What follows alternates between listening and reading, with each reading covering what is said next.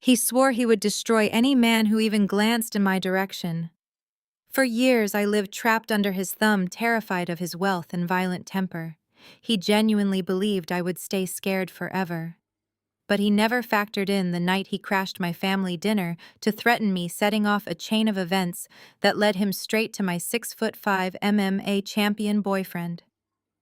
For the first time in his miserable life, my possessive ex was the one who could not breathe. My name is Natalie, 33 years old, and I work as a director of commercial real estate in Chicago. Last Friday night was supposed to be a celebration. My sister Olivia and her husband Andre were hosting an intimate dinner at an exclusive downtown steakhouse to celebrate their 10th wedding anniversary. The private dining room was softly lit with crystal wall sconces, the table covered in heavy white linen and decorated with burgundy roses. We had just raised our glasses of champagne to toast to their decade of marriage when the heavy mahogany doors of our private suite violently burst open. The loud crash echoed off the paneled walls, making the glasses vibrate. Standing in the doorway was Richard, my ex-boyfriend. He wore a tailored charcoal suit, his jaw clenched tight, and his eyes burning with that familiar possessiveness that had turned my life into a living nightmare for 2 years. He did not say a word at first. He simply marched over to where I was sitting, his heavy footsteps sinking into the plush carpet, and slammed a thick stack of glossy photographs right onto my dinner plate. The pictures scattered over the fine china. I looked down, my blood running cold. They were candid shots of me walking out of my apartment complex, me picking up dry cleaning, and prominently on top several photos of me walking into a private boxing and fitness gym late at night. The angle of the photos made it obvious I had been followed for weeks. Richard leaned down, bringing his face dangerously close to mine, his voice a low, terrifying whisper that sent shivers down my spine. "You actually thought you could hide from me in this city," he sneered, placing his hands flat on the table, trapping me in my chair. "You think changing your car and moving across town means I do not know your every move. Let me make this crystal clear for you, Natalie. I own this city, and if I catch any guy so much as holding the door for you at that gym, I will personally break both of his legs." Before I continue this story, I need to know where you are watching from. Drop your city in the comments below. And if you have ever had to break free from a toxic, controlling relationship and take your life back, please hit that like button and subscribe. You are going to want to hear exactly how I handled this nightmare. I did not scream. A year ago, I would have dissolved into tears, begging him to leave me alone. But the woman he used to break was gone. Before I could even open my mouth to respond, a chair scraped loudly against the hardwood floor. Andre stood up. My brother-in-law is an imposing figure, a highly successful corporate and criminal defense attorney. He is a tall, broad-shouldered African-American man who commands respect the second he walks into a courtroom. Tonight he was dressed in a sharp navy suit, and his expression was completely devoid of fear. He calmly reached up, adjusted his silk tie, and looked Richard dead in the eye. "Richard," Andre said, his voice smooth, but laced with absolute poison. "I did not spend 3 grueling weeks battling it out in court, gathering evidence of your abuse, and getting a judge to sign a strict 3-year restraining order just for you to violate it right in front of a defense attorney. Do you have a death wish for your career?" Richard straightened up, letting out an arrogant laugh. He shoved his hands into his pockets, looking Andre up and down with disdain. He clearly thought his immense wealth as a venture capitalist made him untouchable. "You think a piece of paper signed by some local judge means anything to me?" Richard shot back, pointing a finger at Andre. "You should stick to defending your petty criminals, Andre. You are out of your depth here. This does not concern you." "It concerns me," Olivia snapped, standing up next to her husband, her hands trembling with rage, but her voice remarkably steady. "You are ruining our anniversary, you psycho. Get out before I call the police and have you dragged out." Richard throws his head back and laughs. A sharp, echoing sound that slices right through the heavy tension in the room. He looks at my sister with pure amusement, as if her anger is nothing more than an entertaining sideshow. "Call them, Olivia." Richard says smoothly, casually adjusting his expensive silver cufflinks. By all means, call the police. I would love to see the look on their faces when they try to arrest a chief executive officer for simply attending a dinner with his lead director. Andre freezes. His hand, which had been reaching into his pocket for his phone, stops mid-air. Richard reaches into the inner pocket of his custom-tailored jacket and pulls out a thick, folded sheaf of papers. He tosses it onto the table right on top of the spilled photographs. The heavy parchment slides across the white linen, stopping inches from Andre. I can clearly see the raised gold seal of a public notary stamped on the front page. What is this? Andre demands, his voice dangerously low. He picks up the document, his eyes quickly scanning the dense legal jargon. I watch the muscles in his jaw tighten, a clear sign that whatever he is reading is incredibly bad. I lean over to look at the paperwork. My stomach drops for a fraction of a second before my corporate training kicks in. It is an acquisition filing. Richard's massive venture capital firm has just executed a hostile takeover of the boutique commercial real estate agency where I work. The paperwork was finalized and legally registered this very morning. I am your boss now, Natalie, Richard announces. A sick, triumphant smile spreads across his face, his eyes gleaming with malicious delight. He looks at Andre, his voice dripping with condescension. And as my legal counsel has so kindly advised me, that little piece of paper you pushed through the courts does not apply to mandatory workplace supervision. A CEO has every legal right and indeed a fiduciary obligation to meet directly with his executive staff regarding company business. He takes a slow, deliberate step around the dining table, coming to stand directly behind my chair. I can feel the heat radiating off him. I can smell his cologne, that sharp, woody scent that used to make my stomach tie in agonizing knots for 2 solid years. He leans down, bringing his mouth so close to my ear that I can feel his breath against my skin. "You are going to be working a lot of late nights in my office, Natalie," he whispers, his tone shifting from arrogant to deeply menacing, low enough that only I can hear. "Just you and me. Every single evening. And if you even think about quitting, if you try to walk away from your job, I will instantly trigger the non-compete clause in your executive contract. I will sue you for breach of contract, freeze your bank accounts, and bury you in so much relentless litigation that you will be living on the street. You will not have a single dime to your name. You are mine. You have always been mine, and you will never escape." He stands back up, looking incredibly pleased with himself. He thinks he has me entirely trapped. He thinks he has completely neutralized the legal protection Andre built for me. Andre slams the heavy document onto the table. He steps around the chairs, putting his large frame firmly between Richard and me. "This is targeted harassment disguised as corporate restructuring." Andre growls, his fists clenched tightly at his sides. "I will have this acquisition tied up and torn apart in federal court before you can even move your desk into the corner office." Richard holds up his hands in mock surrender, taking a slow step backward toward the exit. He looks utterly unbothered by the threat. "Federal court takes months, Andre, sometimes years. Until then, I run the show." He shoots one last lingering predatory look in my direction. "See you bright and early on Monday morning, Natalie. Do not be late. We have a lot of one-on-one catching up to do." He turns on his heel and walks out of the private dining room, the heavy mahogany doors swinging shut behind him with a definitive thud. Dead silence falls over the room. Olivia immediately rushes to my side, her hands tightly gripping my shoulders, her eyes wide with panic. Andre is already dialing a number on his phone, furiously pacing the room, muttering about filing emergency injunctions and temporary restraining order addendums. They both look at me with deep concern. They expect me to break down. They expect the old Natalie, the terrified woman who would be hyperventilating in a massive panic attack right now, completely overwhelmed by Richard's power and endless resources. But I do not cry. My breathing is perfectly steady. My hands are not shaking. I reach into my designer clutch and pull out my phone. I keep it low under the edge of the table, shielded from my sister and brother-in-law's view.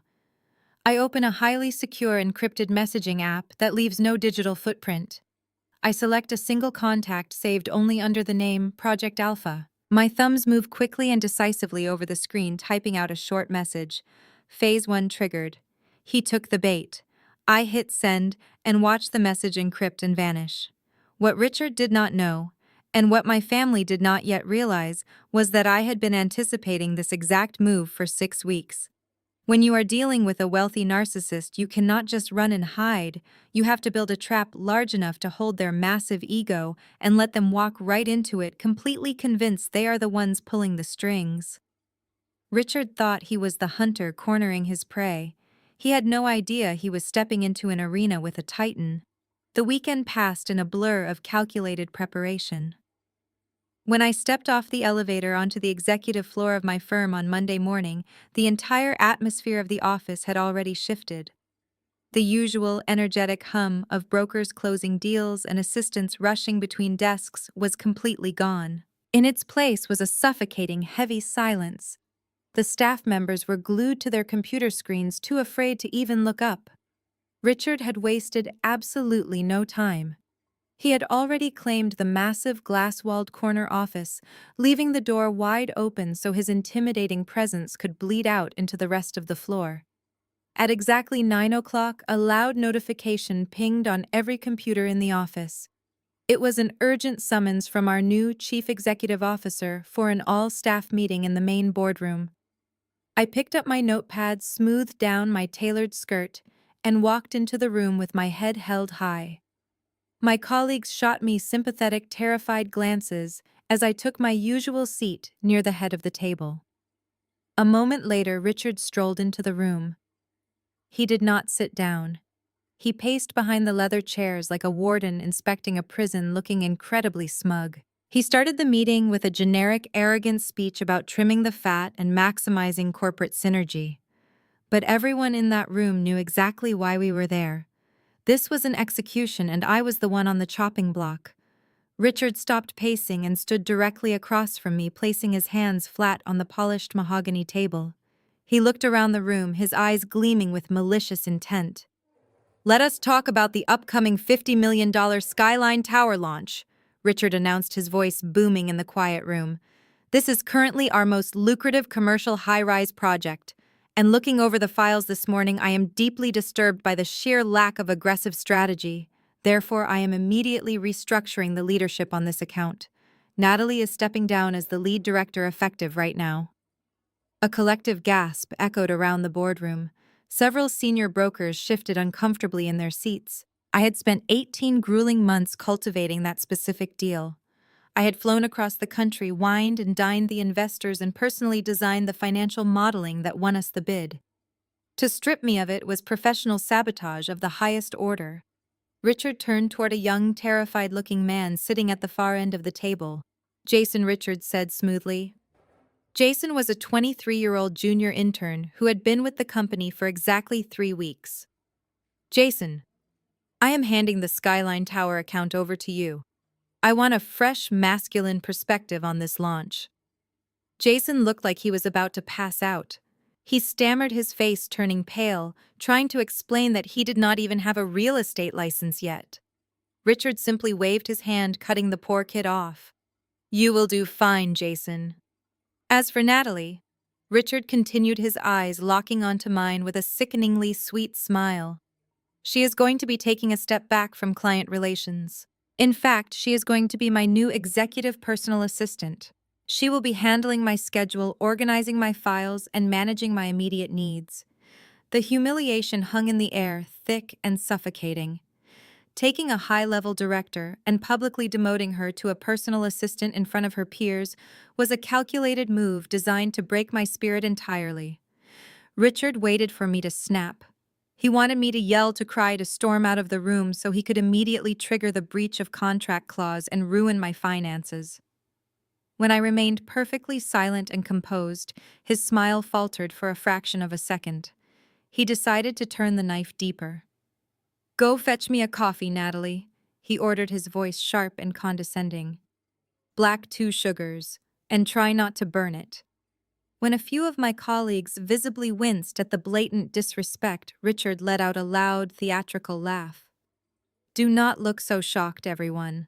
Before I generously paid off her massive student loans and pulled her out of poverty, she was practically begging for scraps. I am just putting her back where she belongs. I am simply collecting on an old debt. It was a brilliant, venomous lie. I had paid off my own student loans through years of relentless saving, but Richard loved to rewrite history to make himself the savior and me the helpless victim. He wanted everyone in my professional sphere to view me as nothing more than his charity case.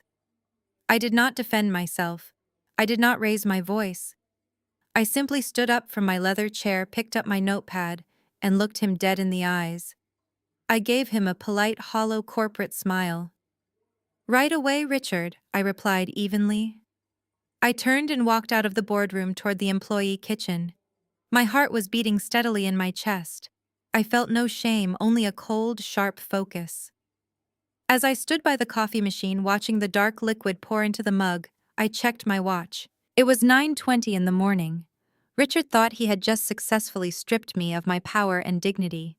He was completely unaware that by handing the $50 million Skyline Tower project over to a junior intern, he had just unknowingly walked straight into a massive financial landmine. I calmly stirred 2 sugars into his coffee, picked up the mug, and headed back to the boardroom to watch my trap spring shut. I pushed the heavy glass door open and stepped back into the boardroom. The air was thick with the nervous energy of my colleagues, who were all staring down at their legal pads. I walked gracefully to the head of the table and placed the steaming mug of coffee exactly 2 inches from Richard's right hand, black 2 sugars just as he ordered. He did not even bother to look up at me or say thank you. He just took a sip, leaning back in his leather executive chair, looking like a king surveying his newly conquered kingdom. He opened his mouth to continue his arrogant speech about trimming the fat from the company payroll. Before he could get the first word out, the intercom in the center of the boardroom table buzzed loudly. The receptionist's voice echoed through the speaker, sounding visibly panicked. "Sir, I am so sorry to interrupt. The primary investors for the Skyline Tower project have arrived. They are an hour early for their quarterly update, and they are demanding to come into the boardroom right now." Richard frowned, clearly annoyed by the interruption, but he quickly smoothed his expression into a mask of professional charm. "Send them in immediately," he commanded. He stood up, buttoning his custom suit jacket, ready to play the brilliant and powerful chief executive officer. The heavy mahogany doors swung open. In walked Victor Thorne, the lead representative for a massive international sports syndicate. Victor was a man who did not play games. He managed billions of dollars in assets for global athletic leagues and had a reputation for being ruthless in the boardroom. He was flanked by 2 serious-looking corporate attorneys holding thick leather briefcases. What Richard did not know was that Victor's syndicate was deeply connected to the global MMA circuit. And more importantly, Victor was a very close personal friend of Damien. Richard stepped forward, extending his hand with a bright fake smile. "Victor, it is a pleasure to finally meet you. I am Richard, the new CEO of this firm. As you may have heard, we recently went through an acquisition, and I am personally overseeing the restructuring of your $50 million project." Victor did not take Richard's hand. He stopped dead in his tracks. His sharp eyes scanned the room, bypassing Richard entirely, bypassing the senior partners, until his gaze landed directly on me. I was standing quietly against the back wall, holding a stenopad and a pen, playing the perfect submissive personal assistant. Victor slowly turned his attention back to Richard. His expression was dangerously cold. "Why is the lead director of my $50 million development standing in the corner holding a notepad like a secretary?" he demanded, his voice echoing in the dead silent room. Richard let out a practiced, dismissive chuckle. "Ah, yes, about that. As part of our aggressive new corporate strategy, I have decided to take Natalie off the Skyline Tower account. She simply does not have the aggressive vision required for a project of this magnitude. But do not worry, Victor. I have assigned the account to Jason here." Richard gestured toward the terrified 23-year-old intern, who looked like he wanted to sink through the floor and disappear. "Jason will be bringing a fresh dynamic energy to your launch." Victor stared at Richard for a long, agonizing moment. Then he let out a short, humorless laugh. He snapped his fingers. One of his attorneys immediately stepped forward, opened his briefcase, and pulled out a massive stack of legal documents. He dropped the heavy file right onto the center of the polished mahogany table with a loud thud. "I do not think you read the fine print when you bought this company." Richard Victor said, his tone dripping with absolute contempt.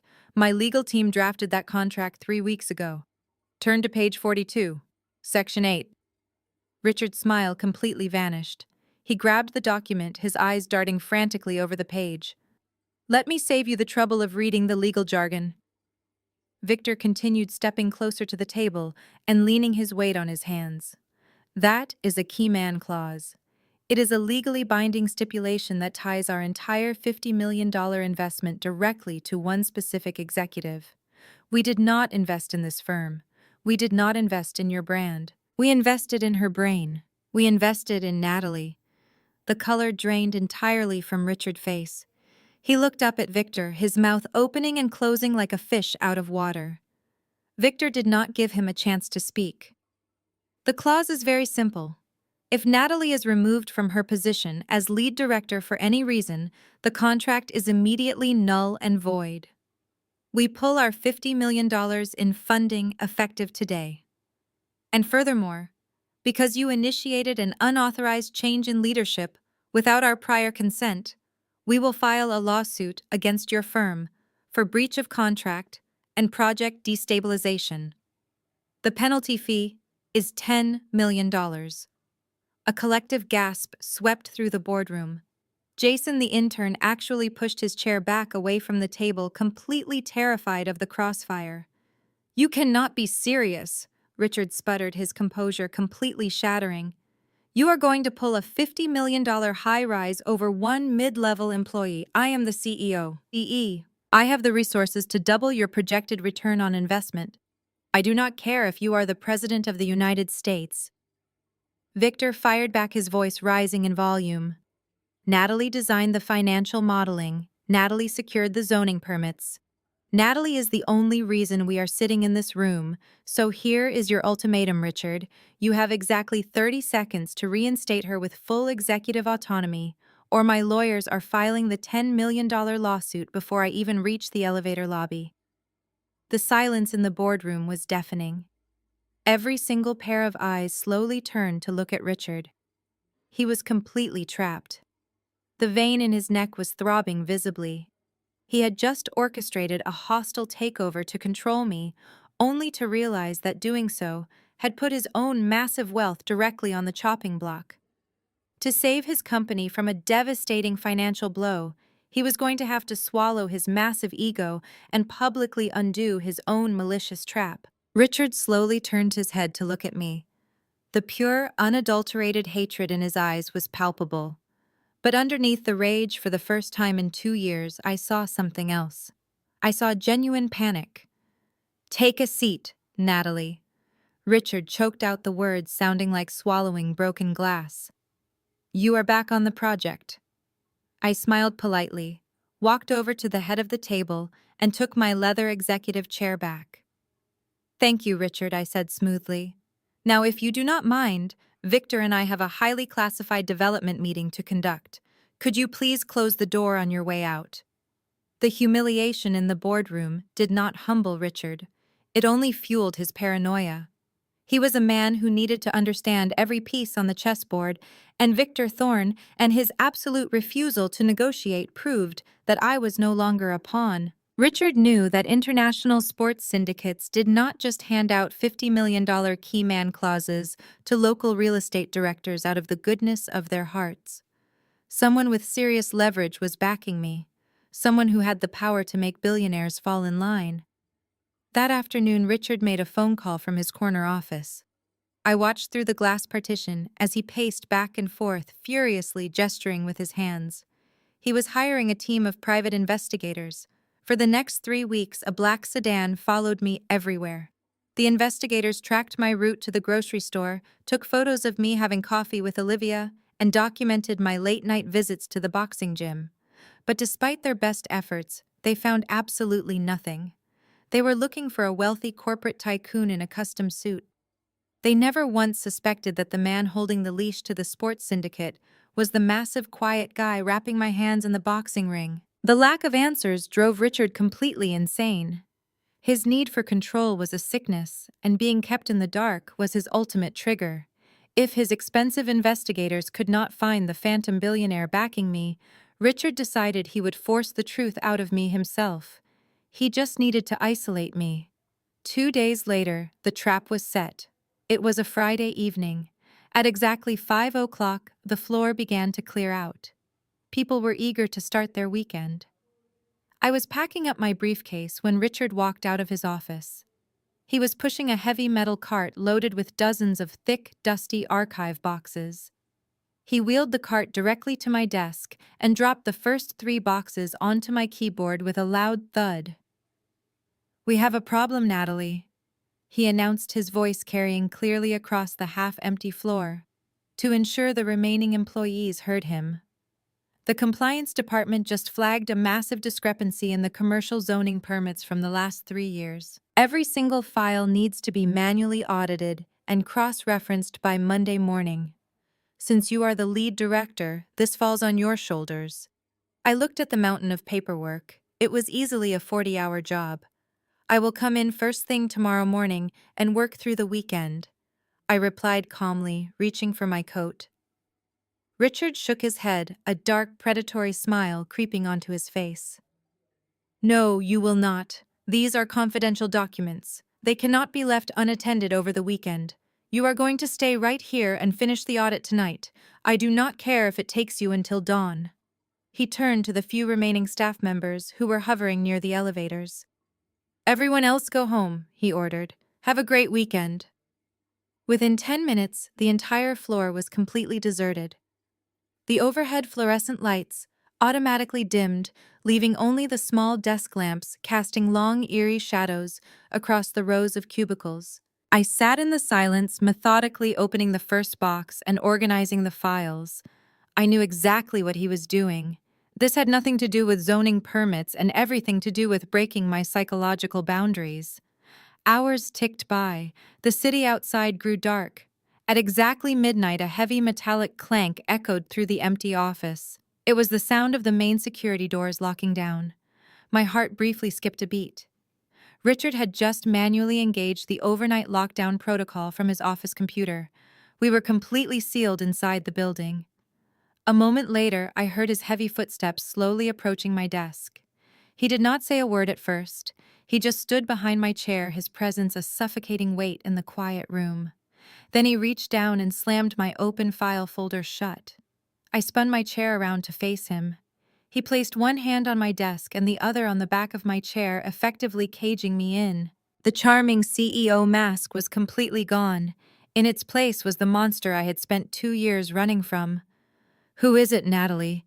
he demanded, his voice dropping to a dangerous, gravelly whisper. "Who is funding you?" I looked straight into his cold, dark eyes. "I do not know what you are talking about, Richard." He leaned in closer, his jaw clenching so hard the muscle ticked under his skin. "Do not play games with me. Victor Thorne does not take orders from mid-level commercial employees. You are clearly sleeping with someone with extremely deep pockets and serious leverage. Tell me his full name, right now. Tell me exactly who he is, or I swear I will make you deeply regret the day you were ever born into this world." Richard's breath was hot against my face. He raised his hand, his fingers twitching, as if he was fighting the urge to grab my shoulders and physically shake the information out of me. I stood perfectly still, refusing to give him the satisfaction of seeing me flinch or step back. Before he could close the final inch of space between us, a loud, sharp electronic beep pierced the dead silence of the office. The heavy magnetic locks on the main entrance doors disengaged with a heavy metallic clack. An instant later, the building's smart lock system initiated a complete emergency override. The dimmed overnight lighting suddenly surged to 100% brightness, flooding the entire executive floor with blinding white fluorescent light. Richard stumbled back, throwing his arm up to shield his eyes from the sudden glare. "What the hell is that?" he snapped, looking wildly toward the front lobby. I locked those doors manually from my private terminal. No one has the authorization to bypass my codes. The thick glass doors slid open smoothly. Two men stepped onto the carpeted floor. They did not look anything like the standard overnight security guards who usually patrolled the lobby desk. These men were massive. They wore tailored black tactical suits, dark ties, and clear coiled earpieces. They moved with the silent, predatory grace of highly trained military operatives. Richard's face contorted with unhinged rage. He marched aggressively past my desk, pointing a shaking finger at the intruders. "Who do you think you are?" he demanded, his voice echoing loudly across the empty cubicles. "This building is on full executive lockdown. I am the chief executive officer of this firm, and you are trespassing. Get out right now before I call the police and have you both arrested." The two men did not even blink. They completely ignored his screaming. The lead operative walked calmly to the central security console on the wall, pulled a sleek black keycard from his pocket, and swiped it against the scanner. The system chimed cheerfully, flashing a bright green light that indicated maximum security clearance. The operative slowly turned to face Richard, his expression entirely blank. "We are the new elite security detail," he stated in a deep, heavy, monotone voice that carried no emotion whatsoever. "Contracted directly by the Skyline Tower Investment Syndicate. Our mandate is the absolute physical protection of the lead director and the preservation of her working environment. We have full override clearance for all floors effective immediately." Richard was practically foaming at the mouth. He took a threatening step toward the operative. "I did not authorize this. I own this company. I am terminating your contract right this second. Leave the premises before I have you thrown out." The second operative smoothly stepped forward, positioning his massive frame directly between Richard and me. He did not say a single word, but the sheer physical threat radiating from him was enough to make Richard freeze in his tracks. The operative was a solid wall of muscle, and his cold, unblinking stare made it very clear that if Richard took one more aggressive step forward, he would be forcefully neutralized. The lead operative looked past Richard and spoke directly to me. "Ma'am," he said respectfully. "The investors have determined that working past midnight is detrimental to the health of their key asset. Your audit shift is officially over. We are here to escort you safely to your vehicle." I smiled internally. Damien was always watching. I calmly reached down, picked up my designer winter coat, and slung my leather purse over my shoulder. "Thank you, gentlemen," I replied, clearly my voice steady and confident. "I am ready to go." I walked right past Richard. He stood completely frozen in place, his fists clenched so hard his knuckles were stark white. He was powerless, utterly humiliated in his own office, completely outmatched by the invisible titan he was desperately trying to uncover. The two operatives flanked me instantly, forming a protective barrier as we walked down the hall to the elevator banks. The steel doors slid shut, leaving Richard standing entirely alone in the glaring lights of the deserted floor. Back in the corner office, Richard let out a guttural scream of absolute fury.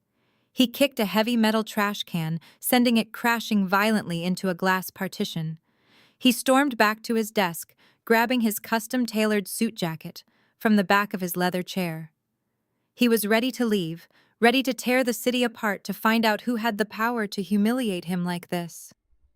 As he forcefully shoved his arm into the sleeve, his hand brushed against something strange in the inner breast pocket. Richard frowned. He reached inside and pulled out a cheap plastic burner phone. It was completely unfamiliar. He had never seen it before in his life, and he certainly had not put it in his own pocket. Just as he held it up to the harsh overhead light, the screen illuminated with a bright flash. The phone vibrated violently in his palm. A single text message appeared on the lock screen. Richard stared at the glowing letters, the blood slowly draining from his face, as the terrifying reality of his situation finally began to set in. The text read, "Touch her, you lose your hands." The weekend did not cool Richard down. The threatening text message on that plastic burner phone completely shattered his illusion of absolute control. Fear is a dangerous and unpredictable emotion for a narcissist.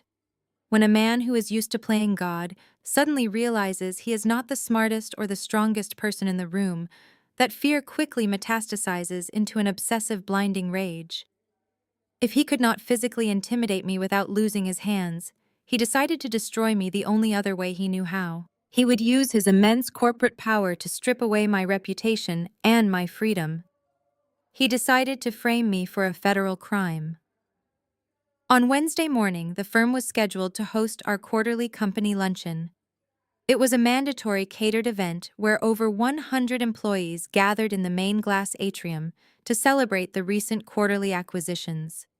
It was the absolute perfect stage for the public execution Richard had meticulously planned. Around 10 o'clock in the morning, I received an urgent email from the Human Resources Department requesting my immediate presence on the fourth floor to sign some routine benefits paperwork. I knew it was odd, but I complied. What I did not know was that it was a fake errand orchestrated directly by Richard to get me away from my desk. While I was sitting in the Human Resources office filling out meaningless tax forms, Richard slipped out of his corner suite. The executive floor was completely deserted. Everyone else was already heading down to the atrium to secure good seats and grab food. Richard walked confidently into my office. He carried a sleek black leather folder under his arm. Inside that folder was a highly illegal, unregistered corporate bearer bond worth exactly $100,000. A bearer bond is essentially untraceable cash in the world of high corporate finance. Whoever physically holds the paper owns the money. Richard had pulled it from a hidden offshore account he absorbed during the hostile takeover of our firm. He moved quickly and quietly. He opened my designer leather briefcase sitting next to my desk, unzipped the hidden interior fabric lining, and shoved the heavy parchment bond deep inside. He zipped it back up, making sure the bag looked entirely undisturbed. He then pulled a silk handkerchief from his pocket and wiped down the zipper, ensuring none of his fingerprints were left behind. Richard walked back to his office, locked the door, picked up his desk phone, and dialed the Chicago Police Department. He did not call the standard emergency line. Richard used his wealth and connections to bypass the usual channels, calling directly into the white-collar crime and financial fraud division. He put on the performance of a lifetime. He sounded deeply troubled, playing the role of a responsible and ethical chief executive officer who had just uncovered a massive internal theft. He told the police dispatcher that he had received anonymous tips pointing to a senior director embezzling high-yield bonds from the company vault. He gave them my exact name, my physical description, and my location. He demanded immediate police intervention, claiming I was a flight risk and was likely planning to leave the building with the stolen assets hidden in my personal bag. By noon, I was standing in the center of the crowded atrium. The room was buzzing with lively conversation. Waiters in crisp white shirts were walking around carrying silver trays of expensive appetizers and champagne. I was holding a glass of sparkling water, chatting with the lead architect for the Skyline Tower project. The atmosphere was light and celebratory. Then I felt a strange prickle on the back of my neck. It was that primal instinct warning you that you are being hunted. I looked up toward the second-floor glass balcony overlooking the atrium. Richard was standing there looking down at the crowd. He was swirling a glass of expensive scotch, a tight, vicious smile playing on his lips. He looked directly into my eyes and raised his glass in my direction, a silent, mocking toast to my impending downfall. Less than a minute later, the heavy glass doors of the main atrium swung open. The cheerful chatter of the luncheon died instantly, replaced by a heavy, suffocating silence. 4 uniformed Chicago police officers, accompanied by 2 plainclothes detectives, holding silver badges, marched into the room. Their hands rested securely on their utility belts, their expressions deadly serious. They did not stop at the reception desk to ask for directions. They walked with absolute purpose straight into the middle of the crowded room, parting the sea of terrified employees. My heart hammered against my ribs, but my face remained perfectly calm. I knew exactly who they were looking for, and looking up at the balcony, I knew exactly who had sent them. The lead detective, a tall man with a stern face and sharp eyes, walked straight toward me. He held up a silver badge. "Natalie," he stated, his voice carrying easily over the dead silence of the atrium. "I am Detective Miller with the Chicago Police Department Financial Crimes Unit. We need you to step away from your colleagues and keep your hands where we can see them." The lead architect I had been speaking with instantly stepped back, looking at me with a mixture of shock and horror. Dozens of my coworkers began whispering frantically to each other. The public humiliation was absolute, exactly as Richard had planned. I set my glass of sparkling water down on the nearest table and calmly placed my hands in front of me. "I am Natalie," I replied smoothly. "Is there a problem, detective? We received a credible tip regarding the theft of high-value corporate bearer bonds from the executive vault." Detective Miller explained, his eyes narrowing as he assessed my complete lack of panic.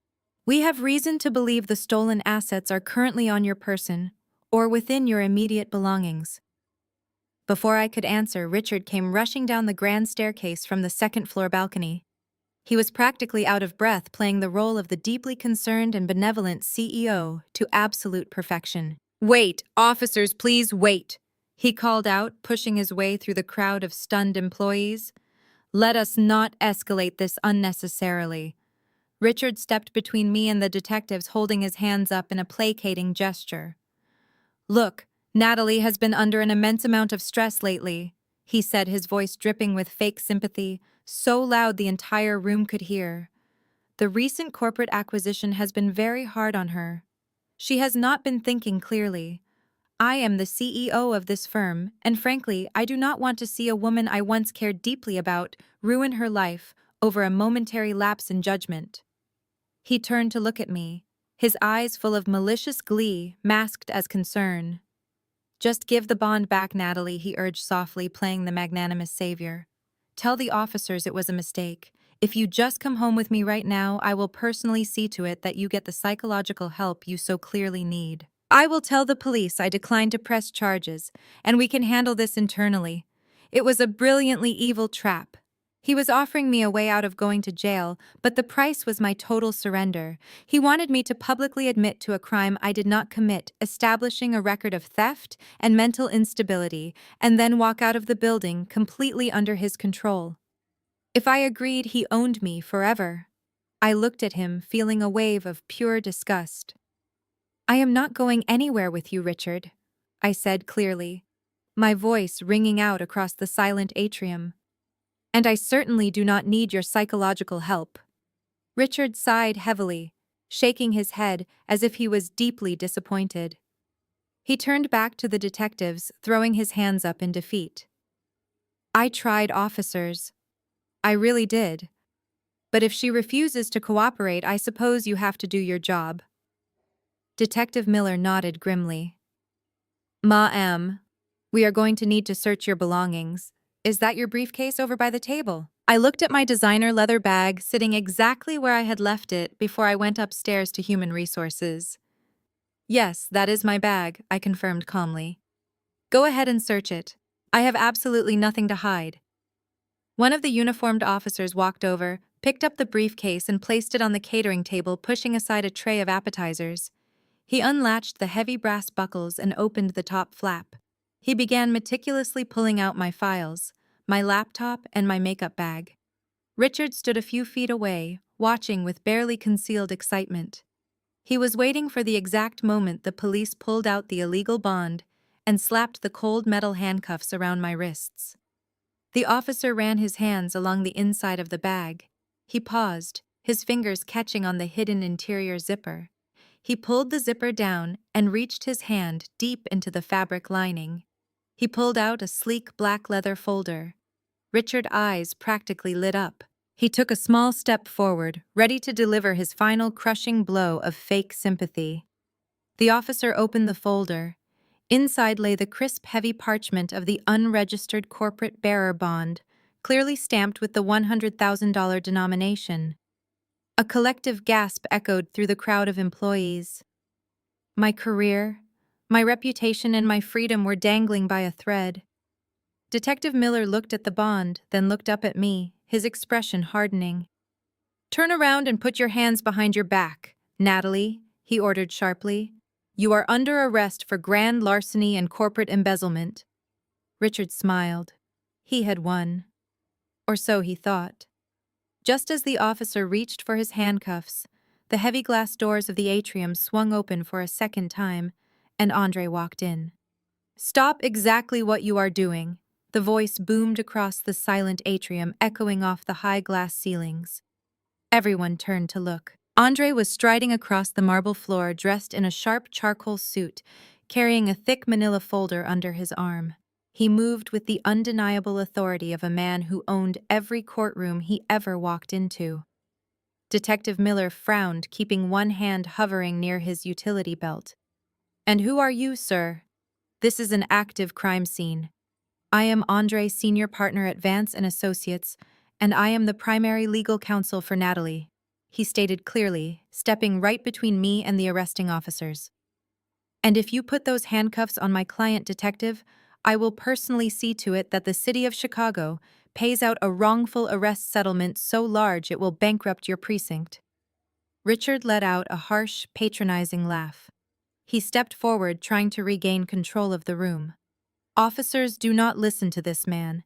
He is her brother-in-law. He has no authority here. Natalie was just caught red-handed with stolen corporate assets. Do your jobs and take her away. Andre ignored Richard completely. He looked directly at Detective Miller and handed him the thick manila folder. That is a federal subpoena, Detective Andre explained smoothly. It was signed this morning by a federal judge. My firm has been conducting an independent investigation into extreme workplace harassment and illegal surveillance orchestrated by the new CEO of this company. Detective Miller opened the folder, his eyes quickly scanning the legal documents. His expression shifted from annoyed to highly alert. As part of that investigation, Andre continued raising his voice so the entire atrium could hear every single word. We contracted an elite private cybersecurity firm to conduct daily sweeps of Natalie's personal office. We were looking for unauthorized listening devices. Instead, we found something much better. We installed our own independent security measures that operate completely outside the building's standard surveillance grid. Richard's face suddenly went pale. The confident, arrogant smirk vanished entirely. What are you talking about? Richard demanded, his voice cracking slightly. What security measures? Andre smiled. A cold, calculating smile. He turned toward the audiovisual technician who was standing nervously near the main presentation stage. The technician had set up a massive projector screen for the luncheon speeches. Andre walked over to the podium, pulled a sleek silver flash drive from his pocket, and plugged it directly into the master laptop. Turn the screen on, Andre ordered the technician. The technician quickly tapped the keyboard. The massive 50-foot projector screen descended from the ceiling behind the stage. The bright lights of the atrium dimmed automatically. If you want to know how that bearer bond ended up in my client bag, Detective Andre said, pointing at the massive screen, I suggest you watch very closely. The screen flickered to life. The video quality was breathtakingly crisp. It was not the grainy black and white footage typical of standard ceiling cameras. This was flawless, high-definition, 4K video captured by a microscopic lens embedded inside the smoke detector directly above my desk. The entire company watched in stunned silence as the footage played. There was Richard clearly visible sneaking into my empty office. The camera captured every single detail. It showed him looking over his shoulder nervously. It showed him unzipping my leather briefcase. And in glaring high definition, it showed him pulling the stolen $100,000 bearer bond from his own jacket pocket, wiping it down carefully with a silk handkerchief and shoving it deep into the lining of my bag. Gasps erupted across the atrium. 100 pairs of eyes shifted from the screen directly to Richard. The video continued playing on a loop, showing the CEO of the company committing a blatant felony, framing his own executive director in broad daylight. Richard was hyperventilating. He took a stumbling step backward, his eyes darting frantically around the room looking for an exit. That is a deep fake, he shouted, his voice shrill and desperate. That is manipulated video. He is framing me. This is a corporate conspiracy. Detective Miller slowly closed the manila folder. He handed the briefcase back to me, the handcuffs still dangling loosely from his other hand. He did not look at me anymore. His sharp, calculating gaze was fixed entirely on Richard. "Sir, I have been analyzing security footage for 15 years," Detective Miller said, his tone turning instantly hostile. "That is not a fake video. That is raw, unedited footage of you planting evidence and filing a false police report." The four uniformed police officers immediately closed ranks. They stepped away from me and formed a tight circle around Richard, blocking his path to the main exit doors. The plainclothes detectives stepped forward, their hands resting decisively on their belts. Richard, Detective Miller said, his voice ringing with absolute finality. "Turn around and put your hands behind your back." Richard was completely trapped. The man who had spent the last 2 years manipulating every situation to his advantage had finally run out of moves. He looked at the officers surrounding him, his chest heaving with panic. He looked up at the balcony, down at the floor, and finally his eyes locked onto mine. There was no arrogance left, only raw, pathetic terror. The elaborate trap he had spent days building to destroy my life had just violently snapped shut on his own neck. The hunter had officially become the hunted. Before Detective Miller could lock the heavy steel cuffs around Richard's wrists, Andre took a slow, deliberate step forward. He raised his hands, signaling the detective to wait just one brief moment. Andre was not finished. A simple arrest for filing a false police report and corporate embezzlement was not enough. Andre wanted to completely shatter Richard's reality and ensure he understood the absolute magnitude of his defeat. "Hold on," Detective Andre said, his voice dropping to a low, lethal register that sent a chill through the entire room. "Let him process this properly. Richard needs to understand that the Chicago Police Department is the absolute least of his worries right now." Richard blinked rapidly, his chest heaving as he struggled to draw breath. He looked at Andre, his face a mask of confusion and rising panic. "What are you talking about?" Richard choked out, his voice barely a whisper. Andre leaned in closer, invading Richard's personal space, forcing him to listen to every single word. "When you manually locked down the executive floor on Friday night to trap Natalie, you bypassed the primary firewall of this building. You opened a backdoor in the corporate network. You thought you were being clever, asserting your dominance, but you actually gave our cybersecurity team direct, unhindered access to your private executive terminal." The color drained from Richard's face so completely he looked like a ghost. "We were not just looking for camera feeds," Andre continued, his words hitting Richard like physical blows. "Our team ran a full diagnostic on your network traffic. They noticed some extremely interesting routing protocols. Massive, heavily encrypted data packets being bounced through offshore IP logins, the Cayman Islands, the Seychelles, tens of millions of dollars being quietly siphoned out of the venture capital fund you manage, completely hidden from your investors and the federal government. You have no right," Richard stammered, his eyes darting frantically. "That is illegal search and seizure. You cannot use that data in any court of law. It is inadmissible." Andre let out a cold, sharp laugh that echoed across the silent atrium. "I am a defense attorney, Richard. I know exactly what I can and cannot do. I do not need to use it in court. Because I did not send that data to a local judge.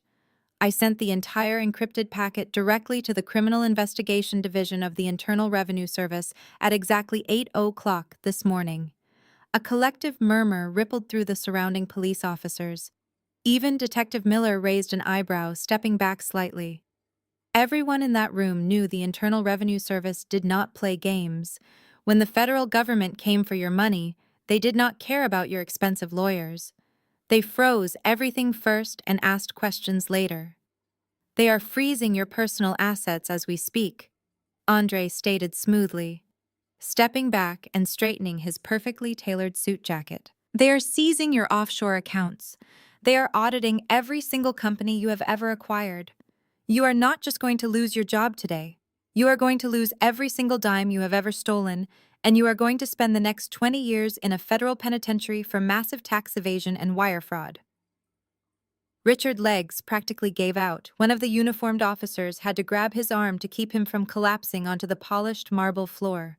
The billionaire venture capitalist, the man who believed he owned the city and everyone in it, was completely broken. He had nothing left. No power, no money, no leverage. The empire he used to terrorize me was burning to the ground right in front of his eyes. Detective Miller stepped in, spinning Richard around roughly and snapping the cold metal handcuffs tightly onto his wrists. "You have the right to remain silent," the detective recited, his voice ringing with absolute finality. "Anything you say can and will be used against you in a court of law." The officers began marching Richard toward the main glass doors of the atrium. The crowd of employees silently parted for them, their faces completely stunned. The great chief executive officer was doing the perp walk in his own lobby, his career destroyed in a matter of minutes. But as Richard reached the exit doors, he stopped. He dug his expensive leather shoes into the floor, fighting the officers for just 1 second. He slowly turned his head and looked back across the massive room, his eyes locking directly onto mine. The panic in his face had vanished. The pathetic whimpering fear was gone. In its place was something much darker and far more dangerous. It was a cold, psychotic clarity. In that exact moment, Richard finally understood the scope of his situation. He realized he was not just fighting my clever lawyer brother-in-law. He was being hunted by an invisible giant, someone with limitless resources, military-grade cyber teams, and the power to crush him like an insect without ever showing their face. He knew his life was effectively over. He was going to federal prison, and he was going to die a poor man. But as he stared at me, his eyes burning with pure, unadulterated hatred, I saw a silent, terrifying promise forming in his mind. If his invisible enemy was going to take away his empire, he was going to take away the only thing that mattered to them. He was going to destroy me, not my career, not my reputation. He was going to destroy me physically. He vowed to himself that before they locked him in a cage, he would drag me down to hell with him. It took less than 48 hours for Richard to hit the streets again. While the Internal Revenue Service had frozen his primary banking accounts, a man with his level of obsessive paranoia always had contingencies. He used a hidden, decentralized cryptocurrency wallet and a team of high-priced emergency defense attorneys to post his massive cash bail just hours before the federal government could completely lock down his assets. He was out of a jail cell, but his empire was crumbling around him. And like a cornered, rabid animal, he decided to inflict as much collateral damage as humanly possible before he went down. He could not touch me physically, not yet, so he aimed directly for my reputation and my family. The assault began on a Tuesday morning. I was sitting in my kitchen drinking coffee when my phone suddenly started vibrating relentlessly. Within minutes, I had hundreds of notifications from industry networking apps, text messages from confused colleagues, and missed calls from unknown numbers. Richard had weaponized his remaining corporate contacts and hired a shadow public relations firm to launch a highly coordinated smear campaign. An anonymous, untraceable email blast had been sent to every major commercial real estate firm in Chicago, including all of my current clients. Attached to the email were several audio files. When I tapped the screen and pressed play, a wave of profound nausea washed over me. It was my voice, or rather, a flawless artificial intelligence replication of my voice. The doctored audio featured me having a highly suggestive, inappropriate conversation with a man who sounded exactly like Victor Thorne. The manipulated recording heavily implied that I was offering sexual favors in exchange for securing the $50 million Skyline Tower investment. It was vile. It was completely fabricated. But in the ruthless, male-dominated world of high-stakes commercial real estate, rumors are a deadly currency. Perception quickly becomes reality. Within hours, anonymous industry gossip blogs picked up the audio leak. The comments sections were filled with vicious misogynistic attacks. My professional credibility A reputation I had built over 10 years of grinding sleepless nights and flawless negotiations was being dragged through the dirt for the entire city to see. But Richard did not stop with me. A narcissist knows that to truly break someone, you have to isolate them from their support system. He knew my sister Olivia was my absolute rock. To cut off my emotional safe haven, he went directly after her livelihood. Olivia owned a highly successful upscale catering business that serviced elite corporate events and luxury weddings across the city. By Wednesday afternoon, her business social media pages and review sites were completely overrun. A massive bot network, undoubtedly paid for by Richard, flooded her profiles with hundreds of fake one-star reviews. The fabricated comments claimed terrible food poisoning, horrific customer service, and disgusting health code violations. The digital attack was swift and devastating. He even paid an anonymous caller to contact the city health department and report severe infestations at her commercial kitchen, triggering an unannounced, highly disruptive government inspection right in the middle of her prep for a massive charity gala. Because of the sudden influx of horrible reviews and the rumors of health violations, Olivia had 3 major corporate contracts cancel their catering orders in a single day. The financial blow cost her thousands of dollars in lost revenue and severely damaged the prestigious brand she had worked so hard to build. I sat in my apartment living room, staring blindly at my laptop screen as another wave of fake articles and ruined contracts materialized online. The sheer magnitude of his malice was suffocating. The walls felt like they were closing in. Richard was trying to strip away everything I loved brick by brick until I had absolutely no one left to turn to. He wanted me to feel toxic. He wanted my family to resent me for the destruction I had supposedly brought to their doorsteps. He wanted me broken, isolated, and entirely dependent on his mercy. He wanted me to believe that loving me was a liability. He hoped that by ruining my sister financially, she would blame me and walk away, leaving me completely exposed and alone. My phone buzzed again, breaking through the heavy silence of my apartment. It was Olivia calling. I hesitated before answering, my heart heavy with guilt. I was fully prepared for her to be crying, or angry, or begging me to just give Richard whatever he wanted so the nightmare would finally stop. I took a deep breath, braced myself for the worst, and swiped the screen to answer the call.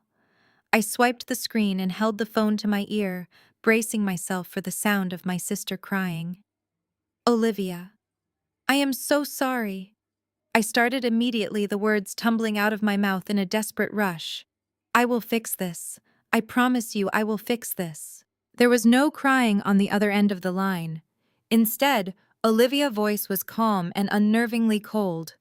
Come over to the house right now, Natalie. We need to talk. She hung up before I could say another word. The drive to her house felt like walking to my own execution. When I walked through her front door, the house was dead silent.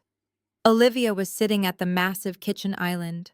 Scattered across the marble countertop were printed emails, cancellation notices, and printed screenshots of the vile reviews. Andre was standing near the window, his arms crossed over his chest, staring out into the yard. I sat down across from her, the heavy weight of guilt crushing my chest. I just saw the news about the health department, I whispered, looking at the cancellation notices. How bad is it? Olivia looked up at me. Her eyes were red, but there were no tears falling. We just lost the Sterling Foundation Gala, she said flatly. That was a $50,000 catering contract. They canceled 10 minutes ago because the board of directors did not want the negative press associated with the fabricated health code violations. My business is hemorrhaging money by the hour. I felt sick to my stomach. Richard had won. He had found my breaking point. I could endure his attacks on my own career, but I absolutely could not watch him destroy my sister's life because of me. I stood up from the stool, my hands shaking. I am going to call him, I said, my voice hollow and defeated. I am going to go to his office. I will tell him I will drop the police charges. I will sign a non-disclosure agreement. I will give him full control of the real estate accounts. I will do whatever he wants, just as long as he calls off the PR firm and leaves your business alone. I cannot let you lose everything you have built because of my past mistakes. Bang! Olivia slammed her hand down onto the marble countertop so hard the coffee mugs rattled. The sharp sound echoed through the kitchen like a gunshot. "Sit back down, Natalie," she commanded, her voice fierce and completely uncompromising. I froze, startled by her sudden explosive anger. Olivia stood up, leaning over the kitchen island, her eyes burning with an intense protective fury I had never seen before. "Do you think this is about catering contracts?" Olivia demanded, pointing a shaking finger at the scattered papers. "Do you actually think I care about a few cancelled corporate events? If you ever suggest surrendering to that monster again, I will drag you out of his office myself." "But your business," I protested weakly. "He is destroying it." "Let it burn," Olivia fired back without a second of hesitation. "I can rebuild a business. I cannot rebuild my sister." She walked around the island and grabbed my hands, holding them so tightly it almost hurt. "Have you forgotten what he did to us 5 years ago? Because I have not. I remember exactly what happened when Dad was dying in the hospice ward. The memory hit me like a physical blow. 5 years ago, during the final 2 weeks of our father life, Richard had completely isolated me. He told me you were too busy with work to visit Dad." Olivia continued, her voice thick with raw emotion. "He intercepted my phone calls. He convinced you that Dad was stable and did not want visitors, while simultaneously telling me and Mom that you could not handle the grief and needed space. He deliberately kept you away from your own father's deathbed just so he could be the only person you had left to lean on when the end finally came. He stole your final goodbye with our father, just to feed his sick need for absolute control." Tears finally broke free, sliding down my cheeks. "I let him manipulate us back then because I did not see the signs," Olivia said, her voice dropping to a fierce, steady whisper. "I will never let him isolate you again. He thinks attacking my business will make me turn my back on you. He thinks we are weak. We are going to show him exactly what happens when you threaten our family." Andre pushed away from the window and walked over to the kitchen island. He dropped a thick leather binder onto the marble counter. He had not been staring out the window in defeat. He had been on the phone with his legal team for the past 4 hours. "We are not just playing defense anymore," Andre stated, his voice radiating pure authority. "I just finished drafting a massive civil lawsuit against Richard and the shadow public relations firm he hired. We are filing for extreme defamation, tortious interference with business contracts, and intentional infliction of emotional distress." Andre opened the binder, revealing pages of IP addresses and financial wire tracking logs. "Richard thinks his bot networks are untraceable," Andre explained with a dark, confident smile. "But Damien's cybersecurity team has been tracking the offshore payments since the first fake review dropped.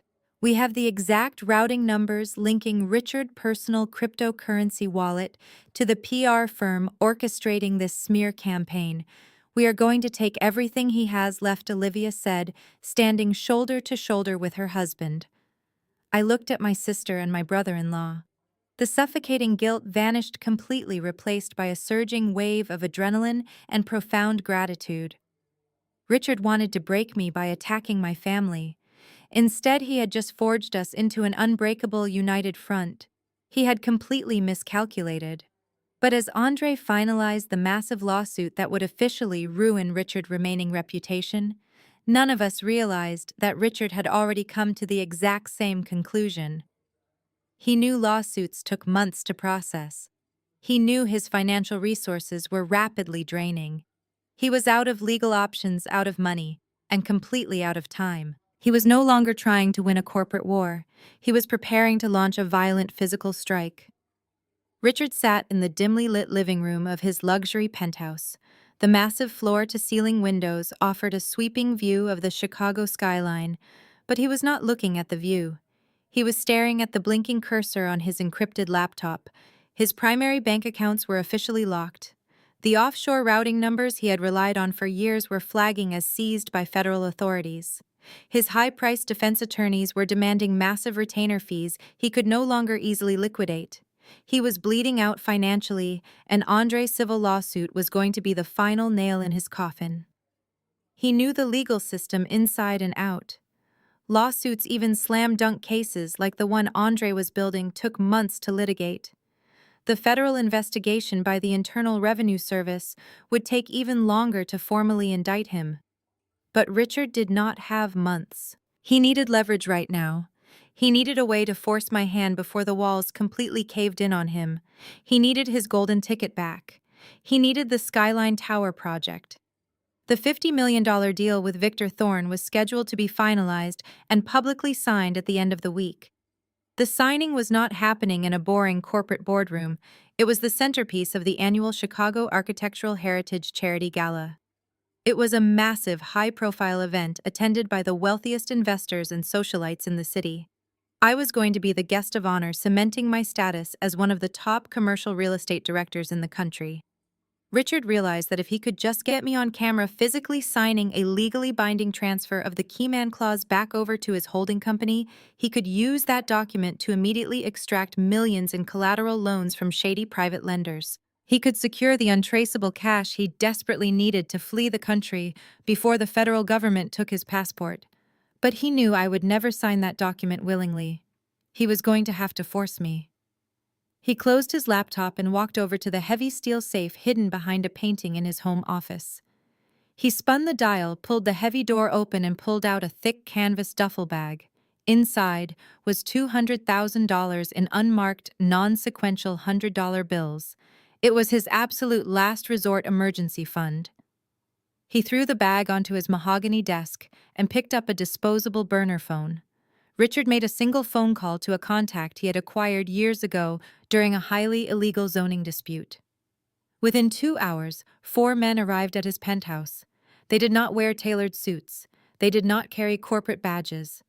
These were underground enforcers. They were ruthless, violent men who operated completely outside the law, handling the kind of dark physical problems that wealthy executives usually paid millions to ignore. The leader of the crew, a heavily scarred man named Silas, unzipped the canvas duffel bag and ran his thumb over the stacks of cash. He looked up at Richard, waiting for the instructions. Richard pulled up a digital blueprint of the historic hotel where the charity gala was being held. He pointed to a specific room located just off the main ballroom. "This is the VIP dressing lounge," Richard explained, his voice cold and clinical. "Natalie will be in this room preparing for the final contract signing at exactly 8 o'clock on Saturday night. She will be isolated from the main crowd."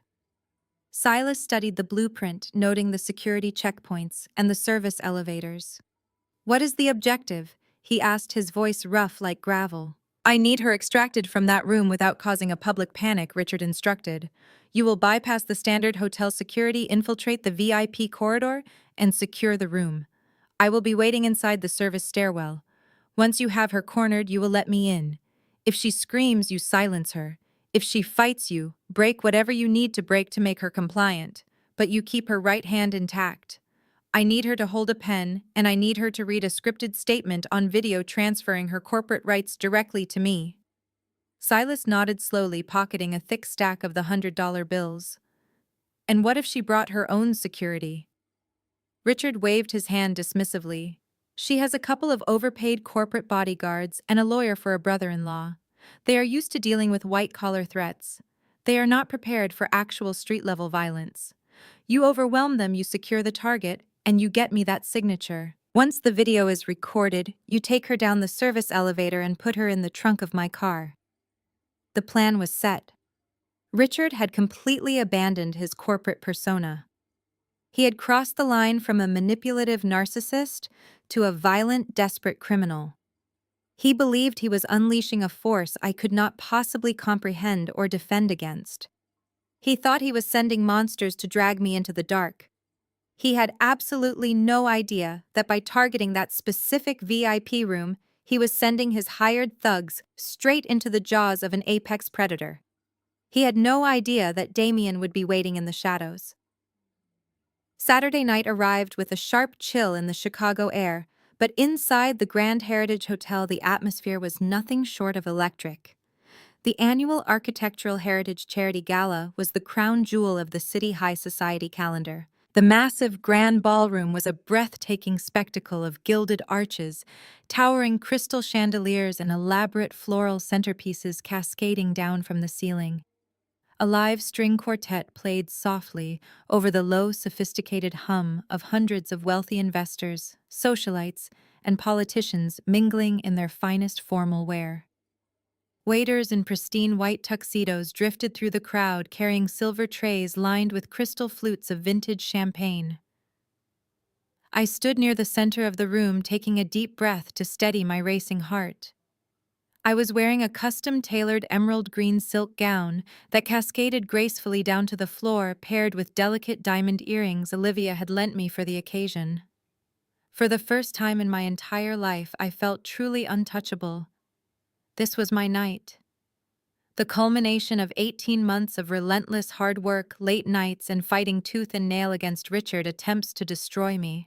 In less than an hour, Victor Thorne and I would retreat to the private VIP lounge to officially sign the $50 million Skyline Tower contract, securing my professional legacy and my financial independence forever. Andre and Olivia were standing a few feet away, chatting warmly with a group of city council members. Andre looked sharp in a classic black tuxedo, keeping a watchful eye on the room, while Olivia beamed with pride. They had shielded me from the legal and public relations fallout all week, allowing me to focus entirely on closing this massive deal. I felt a profound sense of gratitude looking at them. I finally felt safe. But true predators do not announce their arrival. While I was smiling and shaking hands with the city elite, Richard was quietly slipping through the shadows of the hotel. He did not walk through the main entrance with the flashing cameras and the red carpet. Richard used a highly sophisticated forged VIP credential to bypass the secondary security checkpoint near the loading docks. He was dressed in a sharp, dark charcoal tuxedo that allowed him to blend perfectly into the sea of wealthy guests. But beneath the expensive fabric, his demeanor was entirely different. He was no longer the arrogant, untouchable chief executive officer. He was a desperate, cornered animal operating purely on instinct and adrenaline. His bank accounts were frozen, his reputation was in ruins, and this was his absolute final gambit. Richard bypassed the main ballroom floor entirely and took a carpeted staircase up to the mezzanine balcony. The elevated vantage point offered a sweeping, unobstructed view of the entire gala. He gripped the heavy brass railing, his knuckles turning white as his dark eyes scanned the massive crowd below. It did not take him long to find me. The emerald green silk of my dress stood out vividly against the sea of standard black tuxedos. A sickening wave of possessive rage washed over him as he watched me laugh and converse with Victor Thorne. He hated seeing me thrive. He hated that I had survived his traps and his smear campaigns. But most of all, he hated that I no longer looked terrified of him. He pulled the cheap plastic burner phone from his pocket and typed a single encrypted message. In position. Lock it down. Down on the main floor, the 4 underground enforcers Richard had hired began to move with terrifying precision. Silas, the heavily scarred leader of the crew, was dressed in a dark suit that made him look like just another private security contractor. He casually walked past the main entrance, subtly nodding to 2 of his men. They immediately peeled off, taking up positions near the grand double doors, blending seamlessly into the shadows. They were not there to cause a scene. They were there to make sure nobody interfered once the extraction began. Silas and his largest enforcer made their way toward the back of the ballroom, navigating through the wealthy crowd with cold, calculated efficiency. Their target was the private, restricted corridor that led directly to the VIP dressing lounge. It was a secluded area of the hotel, heavily insulated from the noise and the crowds of the main event, designed specifically for high-profile guests to relax in private. From his perch on the balcony, Richard watched Silas successfully breach the VIP corridor. The trap was officially set. The perimeter was secured by violent, ruthless men who had absolutely no moral boundaries. Richard slipped his phone back into his pocket, turned away from the balcony railing, and began his descent toward the hidden service stairwell. He was going to wait in the dark until his thugs had me completely cornered. Down in the ballroom, I glanced at my watch. It was 7:45. It was time. I smiled at Victor Thorne, excusing myself from the conversation to head toward the VIP lounge and prepare the final documents. I turned and walked directly toward the restricted corridor, completely unaware that I was walking straight into a violent ambush. I pushed through the heavy velvet curtains, separating the main ballroom from the VIP corridor. The deafening roar of the charity gala instantly faded into a soft, muffled hum. The long hallway was lined with thick plush carpets and antique wall sconces, casting a warm golden glow. It felt incredibly peaceful. I walked toward the end of the hall, finding the heavy oak door adorned with a small brass plaque that read "Private Dressing Lounge." Inside the room was a sanctuary of luxury. A massive vanity mirror took up one wall, surrounded by bright, flattering lights. A velvet chaise lounge sat in the corner next to a small glass table holding a silver tray with iced water. I set my clutch down on the marble vanity and let out a long, shaky breath. The adrenaline of the evening was finally starting to settle. I unzipped my leather portfolio and carefully pulled out the crisp, thick pages of the $50 million Skyline Tower contract, laying them flat on the table. I picked up a heavy gold pen, rolling it between my fingers. This was it, the moment my life permanently changed. I looked at my reflection in the mirror, proud of the woman looking back at me. What I did not know was that just outside the heavy velvet curtains, the hotel's standard security detail was being systematically dismantled. Silas and his crew moved with terrifying efficiency. The first guard, an older man stationed near the corridor entrance, barely had time to turn his head before Silas stepped out of a blind spot. A swift, brutal strike to the back of the guard neck sent him collapsing silently into Silas' arms. The enforcer dragged the unconscious man into a nearby utility closet, locking the door and hanging an out-of-order sign on the brass knob. The second guard was stationed near the service elevators. Silas' largest man, a hulking figure built like a brick wall, simply walked up to him, holding a fake catering tray. When the guard looked down, the enforcer drove a heavy fist directly into his ribs, knocking the wind out of him, instantly followed by a sharp blow to the temple. The guard folded onto the carpet without making a single sound. Within 3 minutes, the entire VIP wing was completely isolated from the rest of the hotel. Silas pulled out a small electronic jamming device and attached it to the central camera relay box, hidden in the ceiling tiles. The security feed for the entire hallway instantly looped, showing nothing but an empty, peaceful corridor to the hotel surveillance room. The perimeter was entirely secure. No one was coming in, and no one was getting out. Down in the dark concrete service stairwell, Richard's phone buzzed twice. It was the signal. He pushed open the heavy fire door and stepped out into the plush VIP hallway. He adjusted his custom charcoal tuxedo, his breathing shallow and rapid with anticipation. He felt an intense psychotic rush of power. The corporate rules no longer applied. The legal threats from my brother-in-law were completely useless down here. He had dragged the battlefield into the physical realm, and in this arena he believed he held all the cards. Richard reached into the inner breast pocket of his jacket. His fingers brushed against the thick, folded pages of the transfer of rights contract. He then reached into his other pocket and pulled out a small, clear medical syringe. He had paid an underground doctor an exorbitant amount of money for the fast-acting liquid sedative inside. It was not meant to knock me out completely. It was designed to completely paralyze my central nervous system, making my limbs heavy and my mind foggy. Just compliant enough to hold a pen and read a pre-written script into a camera, but entirely incapable of fighting back or screaming for help. Richard held the syringe up to the golden light of the wall sconce, flicking the side of the plastic tube with his fingernail to clear a small air bubble. He smiled, a dark, twisted expression of pure malice. He slipped the syringe back into his pocket and began walking down the hallway. His expensive leather shoes made no sound against the thick carpet. He passed the utility closet, where the first guard was hidden. He passed the service elevator where Silas and his massive enforcer stood like silent sentinels, arms crossed, guarding the perimeter. Silas gave Richard a single curt nod. Richard stopped right in front of the heavy oak door of my dressing lounge. He could see the warm light spilling out from the small gap under the doorframe. He could picture me inside completely defenseless, admiring the $50 million contract I thought I was about to sign. He tightened his grip on the cold brass handle, his heart pounding with twisted excitement. He was ready to take back his empire, ready to break me completely, and ready to walk away with everything. The heavy oak door of the private dressing lounge violently burst open. The thick wood crashed against the wall with a deafening thud, but the sound was completely swallowed by the heavy soundproofing of the room. Richard stepped over the threshold, his chest heaving rapidly as he gasped for air. He immediately reached behind him and twisted the heavy brass deadbolt. The loud metallic click echoed ominously through the quiet sanctuary. He was locking us in.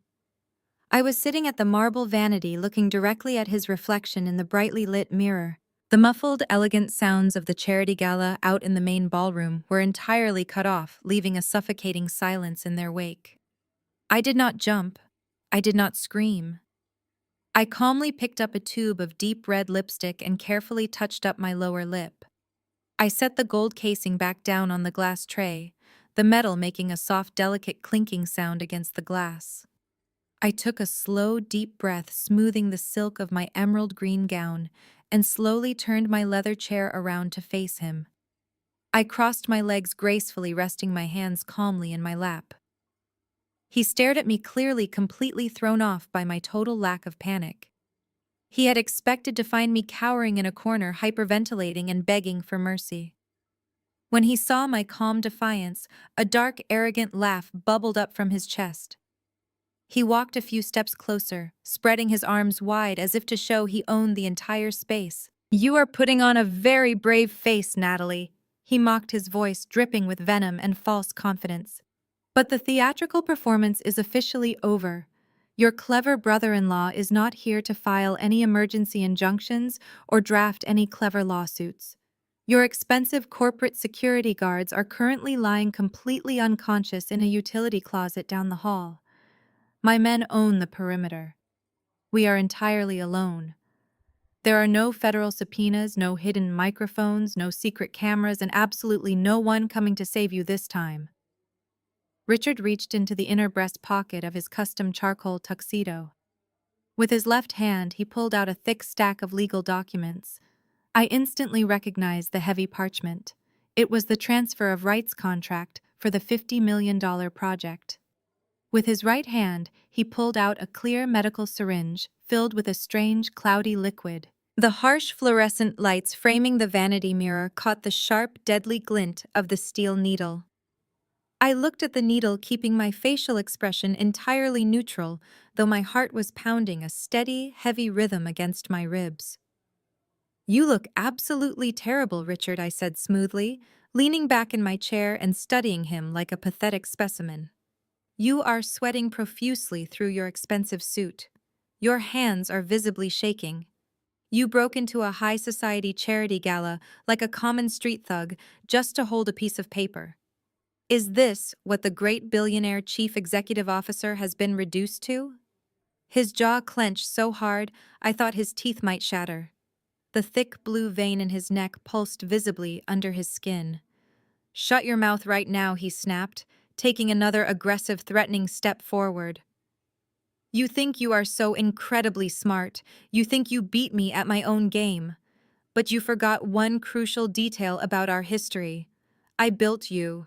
I paid your debts when you had absolutely nothing. I gave you your entire career, and I can take every single bit of it back with one simple signature." He violently threw the contract onto the small glass table next to my velvet chaise lounge. He held up the syringe, his thumb resting dangerously close to the plunger. "This is a highly concentrated, fast-acting muscle relaxant," he explained, his voice turning completely ice-cold. "I paid an underground physician a lot of money for this cocktail. In exactly 60 seconds after injection, you will not be able to lift your arms, move your legs, or even scream for help. You are going to sit perfectly still. You are going to look directly into my phone camera and you are going to legally transfer the Skyline Tower account back to my holding company. He took another step, closing the distance between us until he was looming over me. If you refuse to sign that document right now, I will unlock that door and let Silas and his men come in here. They will convince you otherwise. And I promise you, Natalie, they are not nearly as gentle as I am. They enjoy breaking things. I stood up slowly from the vanity chair, rising to my full height. My silk gown pooled beautifully around my feet. I looked down at the pathetic contract, then looked him dead in his dark, psychotic eyes. I am not signing anything for you.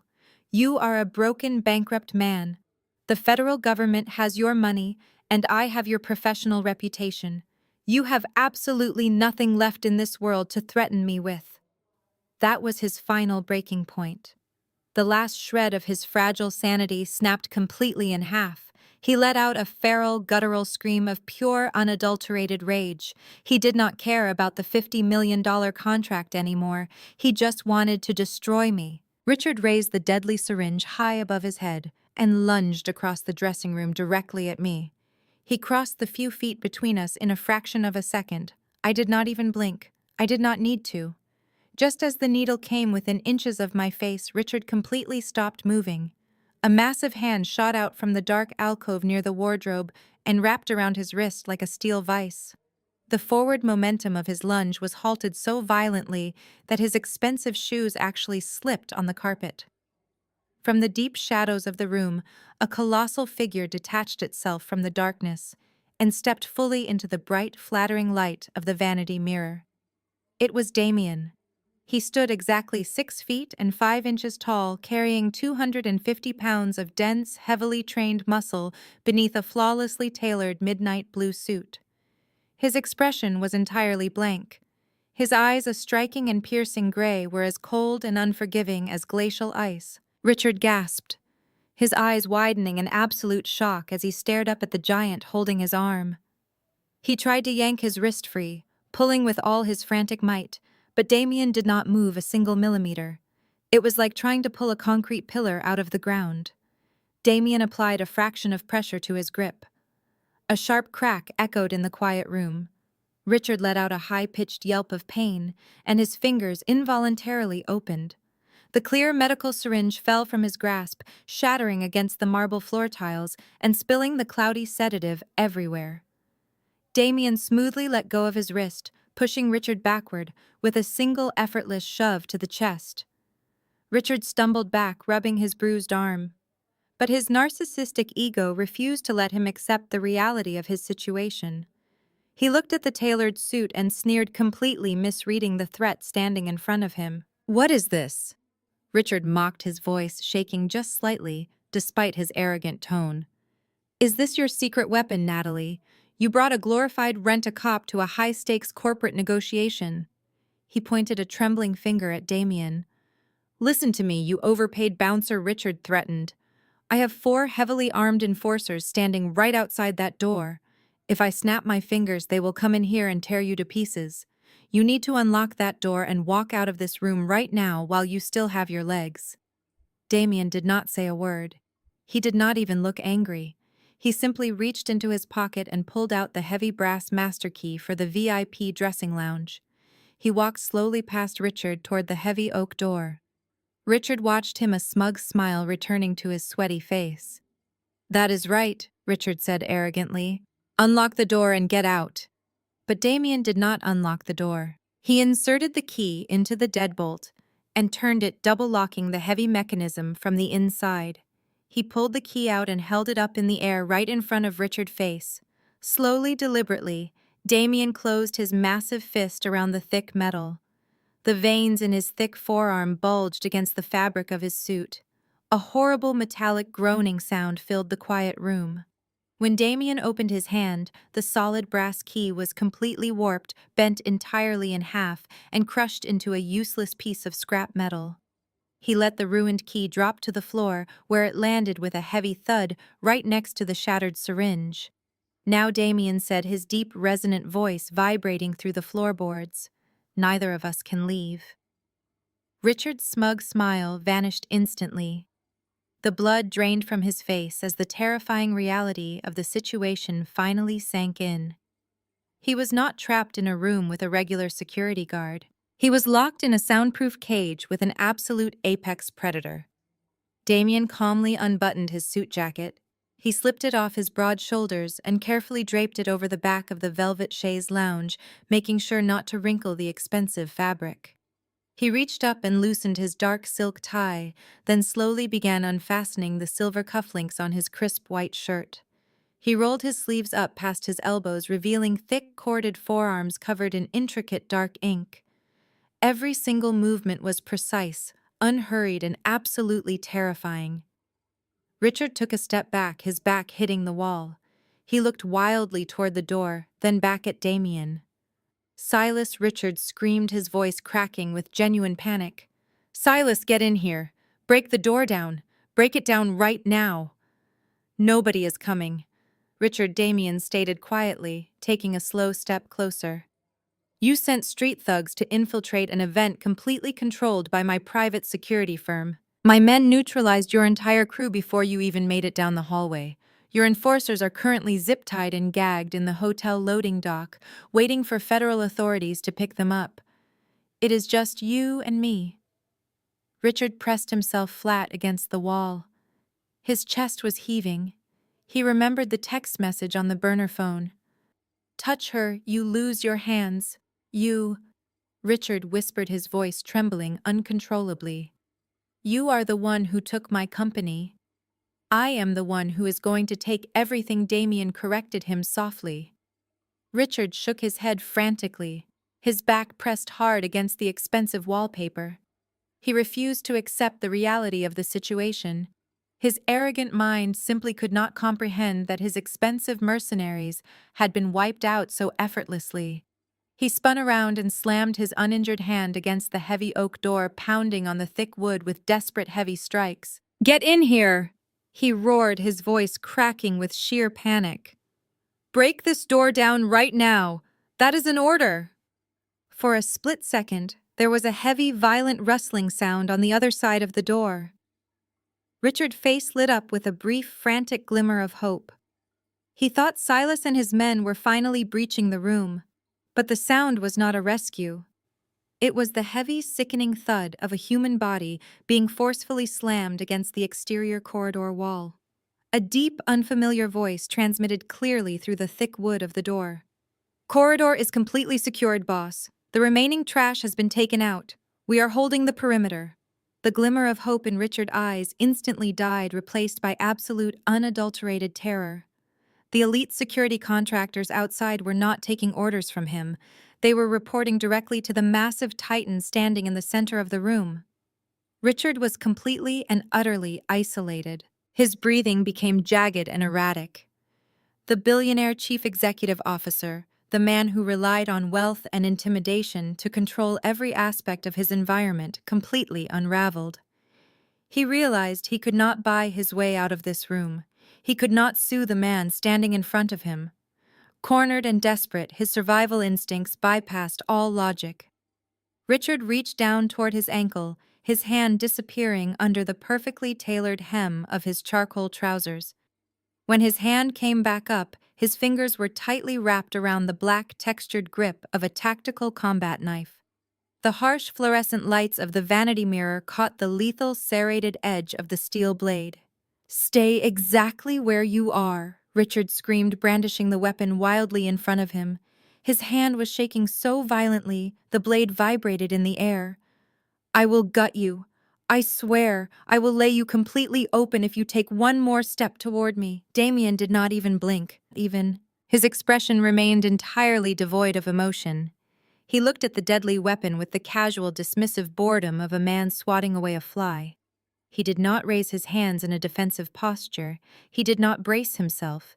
He simply took a slow, deliberate step forward, walking directly into the striking range of the blade. Richard let out a feral yell and lunged. He thrust the knife forward with all of his body weight, aiming the serrated steel directly at the center of Damien's chest. What happened next defied human comprehension. For a man who stood 6 feet and 5 inches tall, carrying 250 pounds of dense muscle, Damien moved with a terrifying explosive speed that was impossible to track. Before the tip of the blade could even graze the fabric of his suit, Damien's left hand shot out like a striking viper. His massive fingers clamped down around Richard's forearm, stopping the aggressive forward momentum dead in its tracks. The impact sounded like two heavy pieces of timber colliding. Richard's eyes went wide as he realized his arm was caught in an unbreakable mechanical vice. Damien did not hesitate for a fraction of a second. With a sharp, brutal flick of his wrist, he twisted Richard's arm outward at a highly unnatural angle. A loud, sickening crack echoed sharply through the quiet dressing lounge. Richard's mouth opened in a silent scream of absolute agony. The bones in his wrist shattered completely under the immense, crushing pressure of Damien's grip. The tactical knife instantly slipped from his numb, broken fingers, clattering uselessly onto the marble floor tiles. Before Richard could fall to his knees, before he could even draw a breath to vocalize his excruciating pain, Damien's right hand moved.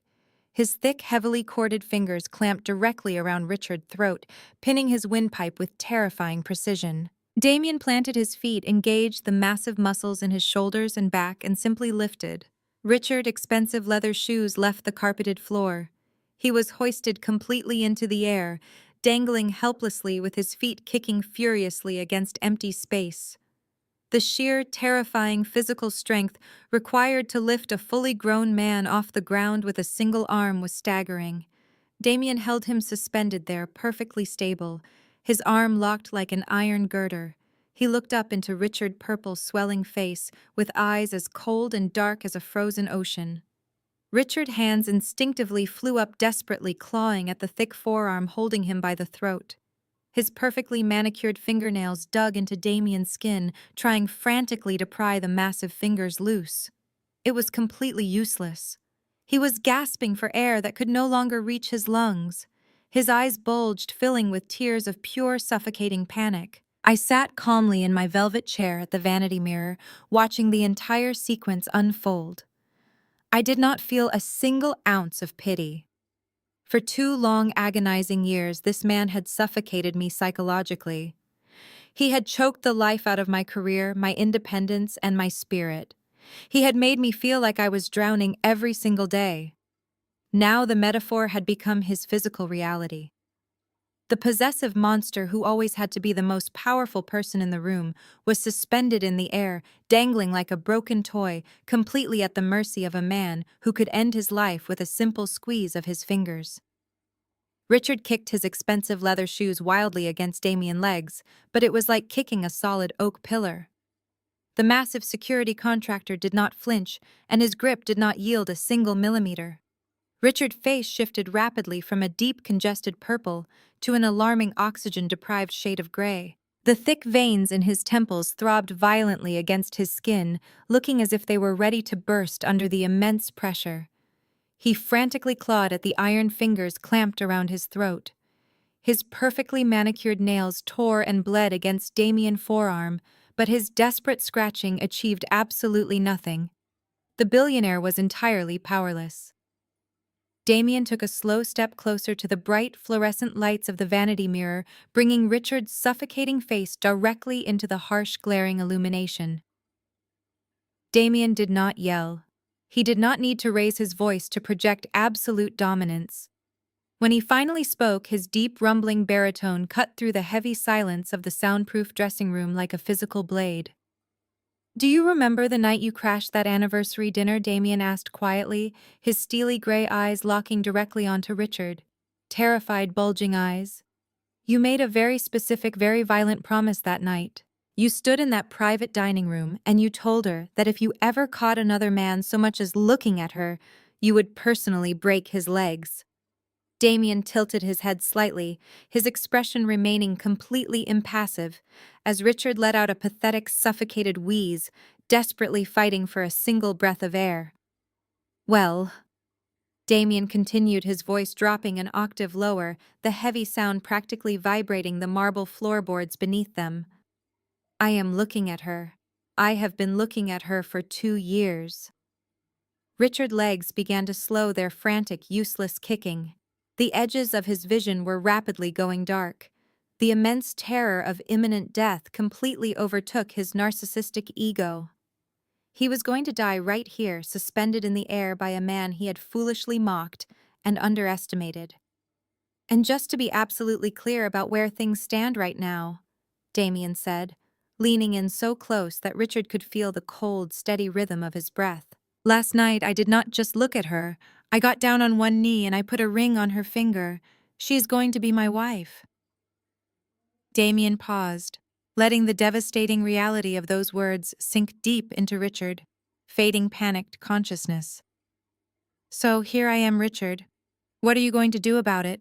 How exactly do you plan on breaking my legs? Richard could not answer. He could not even attempt to beg.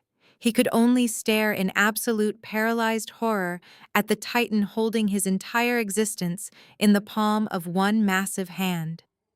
Damien held him suspended there for 5 more agonizing seconds, ensuring Richard felt the absolute crushing weight of his own profound insignificance.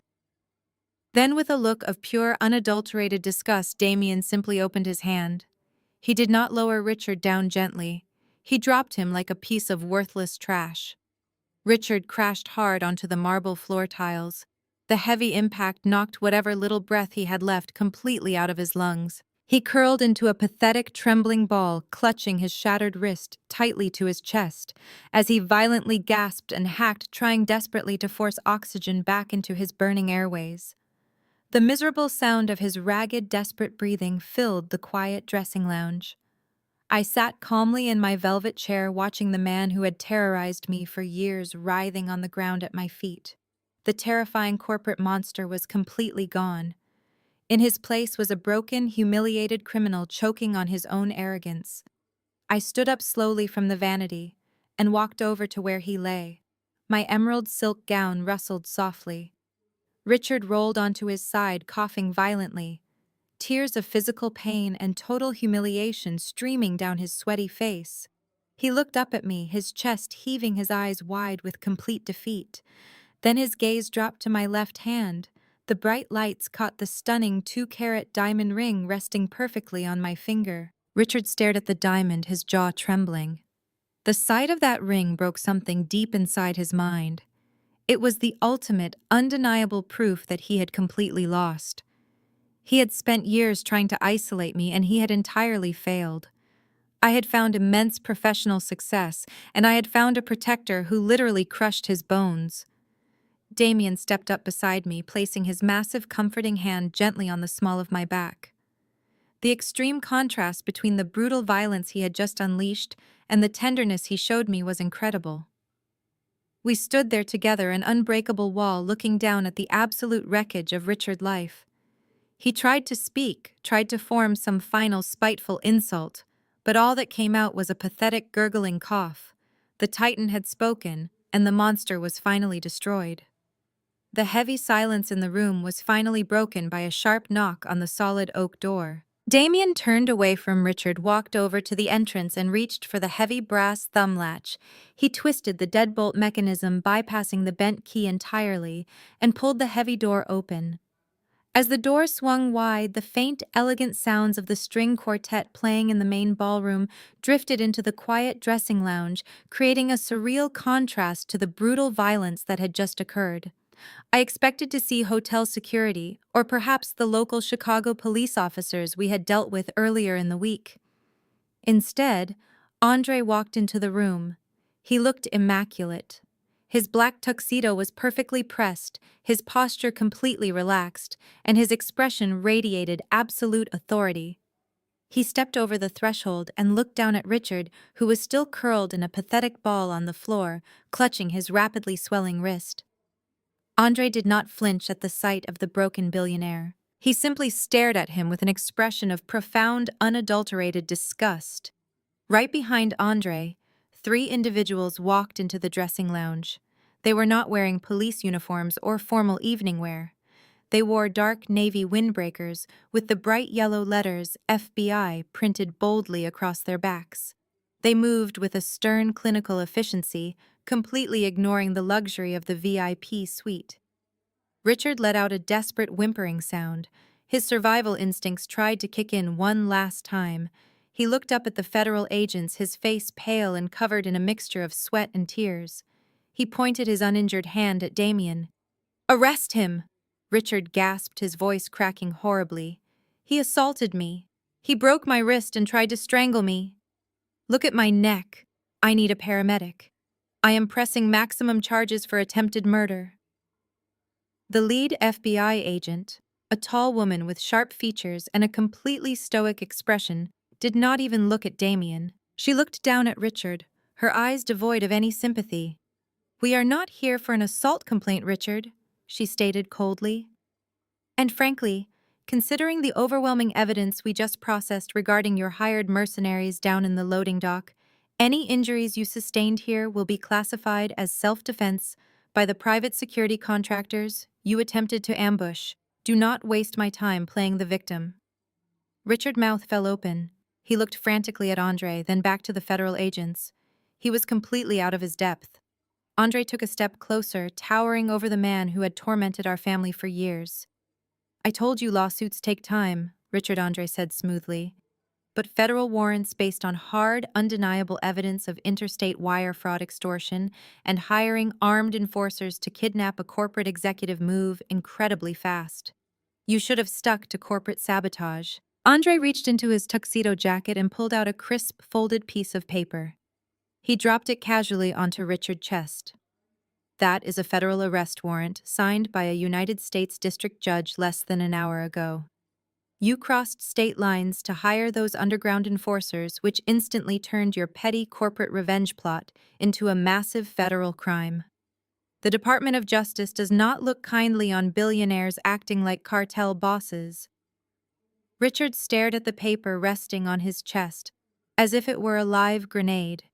His entire body began to shake uncontrollably. He was no longer a wealthy venture capitalist. He was not a chief executive officer. He was a federal inmate waiting to be processed. Agent Andre said, gesturing toward Richard. "He is all yours." The two male FBI agents stepped forward. They reached down, grabbed Richard by the shoulders, and hauled him forcefully to his feet. Richard let out a sharp cry of agony as his broken wrist was jostled, but the agents showed absolutely zero mercy. They spun him around and pulled his uninjured arm behind his back.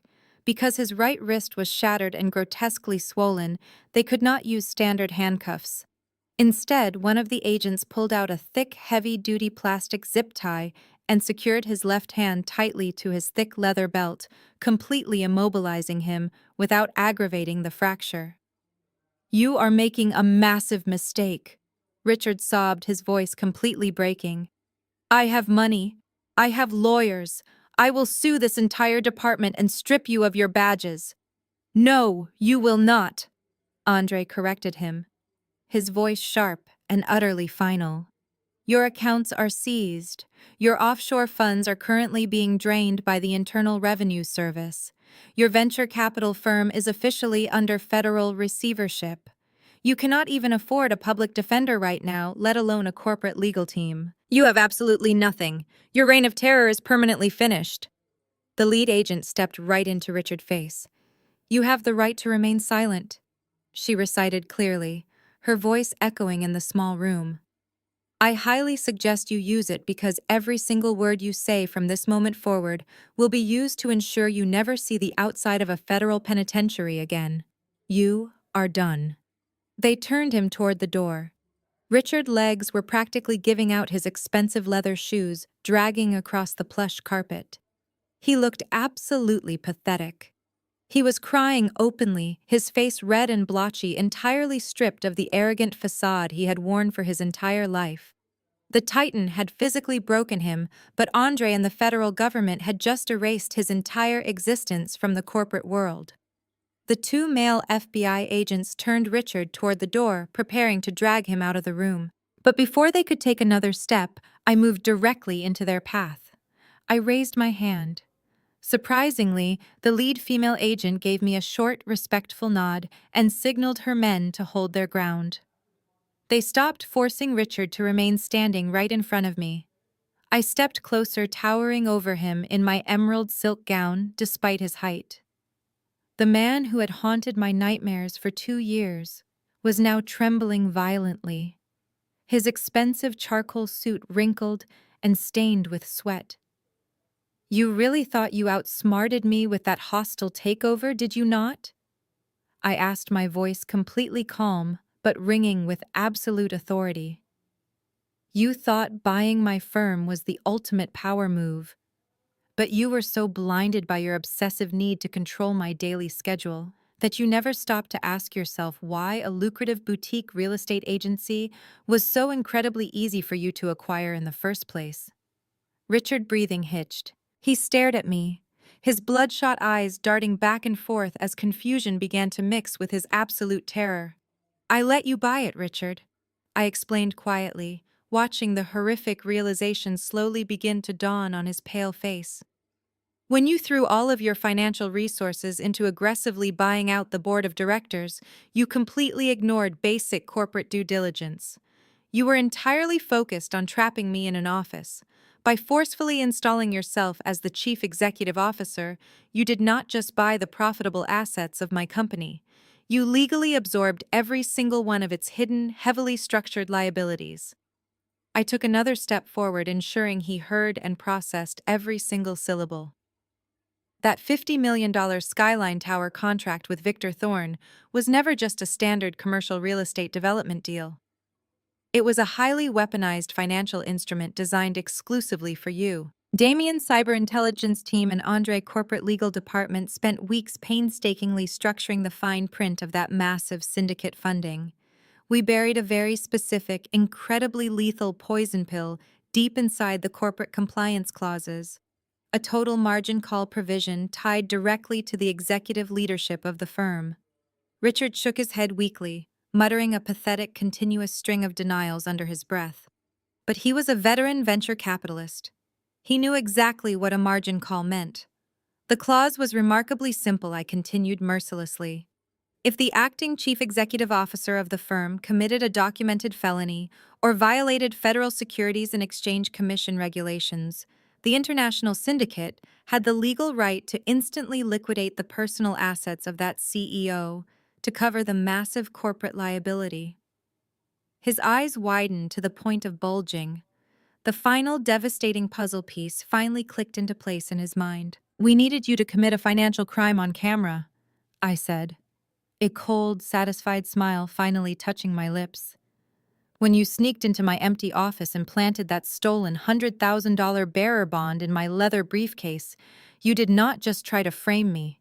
You committed blatant, undeniable federal securities fraud. The microscopic camera Damien team hid inside my smoke detector did not just clear my name. It provided the exact, irrefutable proof required to trigger the federal violation." Richard let out a guttural, agonizing groan. His knees buckled and he physically sagged against the tight grip of the federal agents. He had literally handed me the exact weapon I needed to destroy his entire life. The moment Andre played that high-definition video in the atrium for the entire company and the local police to see, I explained, driving the final crushing nail into his psychological coffin. Victor Thorne lawyers immediately triggered the margin call. The International Sports Syndicate legally seized your entire personal portfolio to cover the breach of contract. Your luxury penthouses, your exotic cars, your private stock options, and your massive investment portfolios. They wiped you out entirely, effectively liquidating your life before the Internal Revenue Service even started freezing your offshore accounts. You literally signed the paperwork authorizing your own financial execution the day you took over my company. You spent 2 long years trying to convince me that I was absolutely nothing without your money. I said, my voice dropping to a fierce, steady whisper. You used your massive wealth as a weapon to keep me terrified and compliant. So I took it. I took every single penny you ever made. You did not break me, Richard. You bankrupted yourself trying to control a woman who was already 10 steps ahead of you." Richard could not speak. The psychological devastation was absolute. His mind simply could not process the staggering magnitude of his defeat. He had walked into this hotel believing he was an untouchable predator. Now he was leaving as a penniless, broken criminal who had entirely orchestrated his own magnificent downfall. I stepped aside, clearing the path to the heavy oak door. Get him out of my sight, I told the lead FBI agent. The agent nodded respectfully. The two men yanked Richard forward, dragging his sobbing, broken body out of the VIP dressing lounge and into the hallway. As the federal agents dragged Richard out of the dressing lounge, his expensive leather shoes scuffed helplessly against the plush carpet of the VIP corridor. He was sobbing openly now, a pathetic, high-pitched sound that echoed off the elegant walls. But his torment was not quite finished. Before the agents could reach the end of the hallway to take him down to the waiting vehicles, Andre stepped smoothly out of the room, completely blocking their path. Andre held a thick manila envelope in his hand. He looked at the lead FBI agent and gave a polite nod. Just one final piece of administrative paperwork, Agent Andre said calmly. As his former legal counsel and the representing attorney for the Skyline Syndicate, I am obligated to serve him these legal notices personally. The agent paused, allowing Andre to step right up to the broken billionaire. Richard looked up, his face a swollen, tear-streaked mess. He was panting heavily, his shattered wrist throbbing against his chest, where the thick plastic zip tie held it awkwardly in place. He looked at the envelope in Andre's hand as if it contained a live explosive. Andre did not hand it to him, knowing Richard could not physically hold it. Instead, Andre pulled a stack of heavily stamped legal documents from the envelope and held them up so Richard had no choice but to read the bold black lettering at the top of the page. This is an emergency asset forfeiture order, Andre explained, his voice entirely devoid of sympathy. It was executed by the United States Department of Justice in conjunction with the Securities and Exchange Commission exactly 10 minutes ago. Richard blinked, struggling to focus his eyes on the paper. Natalie already explained that the syndicate margin call wiped out your personal real estate and stock portfolios. Andre continued, his words precise and cutting. But that was just the civil penalty. This document right here outlines the criminal seizure of your entire venture capital firm. You cannot do that. Richard wheezed, spit flying from his lips. My partners will fight it. The board of directors will block the seizure. They will hire the best defense firm in the country to bury you in litigation. There is no board left to fight for you, Richard. Andre corrected him coldly. The moment we handed over the network logs, showing your offshore wire fraud, your entire executive board cooperated with the federal investigation in exchange for full immunity. They threw you to the wolves to save themselves. The FBI raided your corporate headquarters 30 minutes ago. They are currently boxing up every hard drive, every financial ledger, and every single contract your firm has ever touched. Andre flipped to the second page of the thick document. The cyber evidence did not just catch you planting a bearer bond. It exposed a decade of you embezzling millions of dollars from your own clients. You routed their investments through shell companies in the Cayman Islands to fund your lavish lifestyle. I hid that money, Richard whispered frantically, his mind unraveling completely. It is heavily encrypted. You cannot touch it. Nobody can touch it. Andre smiled. It was a terrifying, victorious smile. You really should not have underestimated Damien's cybersecurity team. They did not just find your hidden crypto wallets, they completely dismantled your entire encryption network. The Internal Revenue Service has officially frozen every single offshore account tied to your name. Every shell company is locked. Every hidden vault has been seized by the federal government. You literally have a zero balance across the entire globe.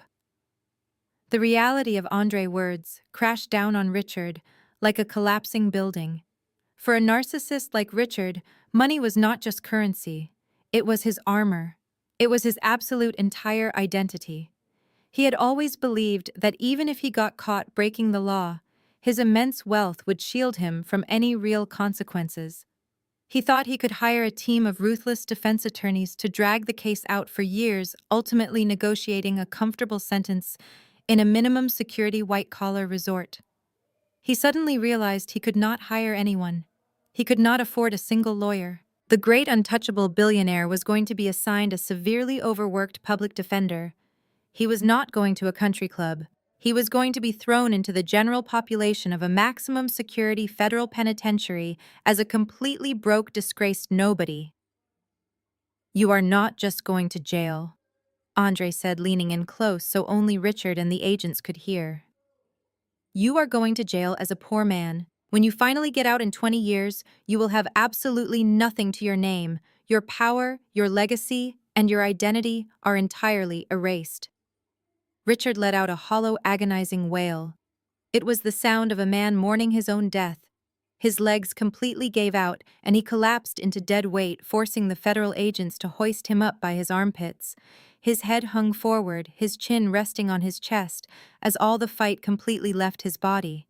The Titan had physically dominated him, Natalie had outsmarted him, and Andre had legally buried him. Andre stepped back, folding the documents and slipping them back into his perfectly tailored suit jacket.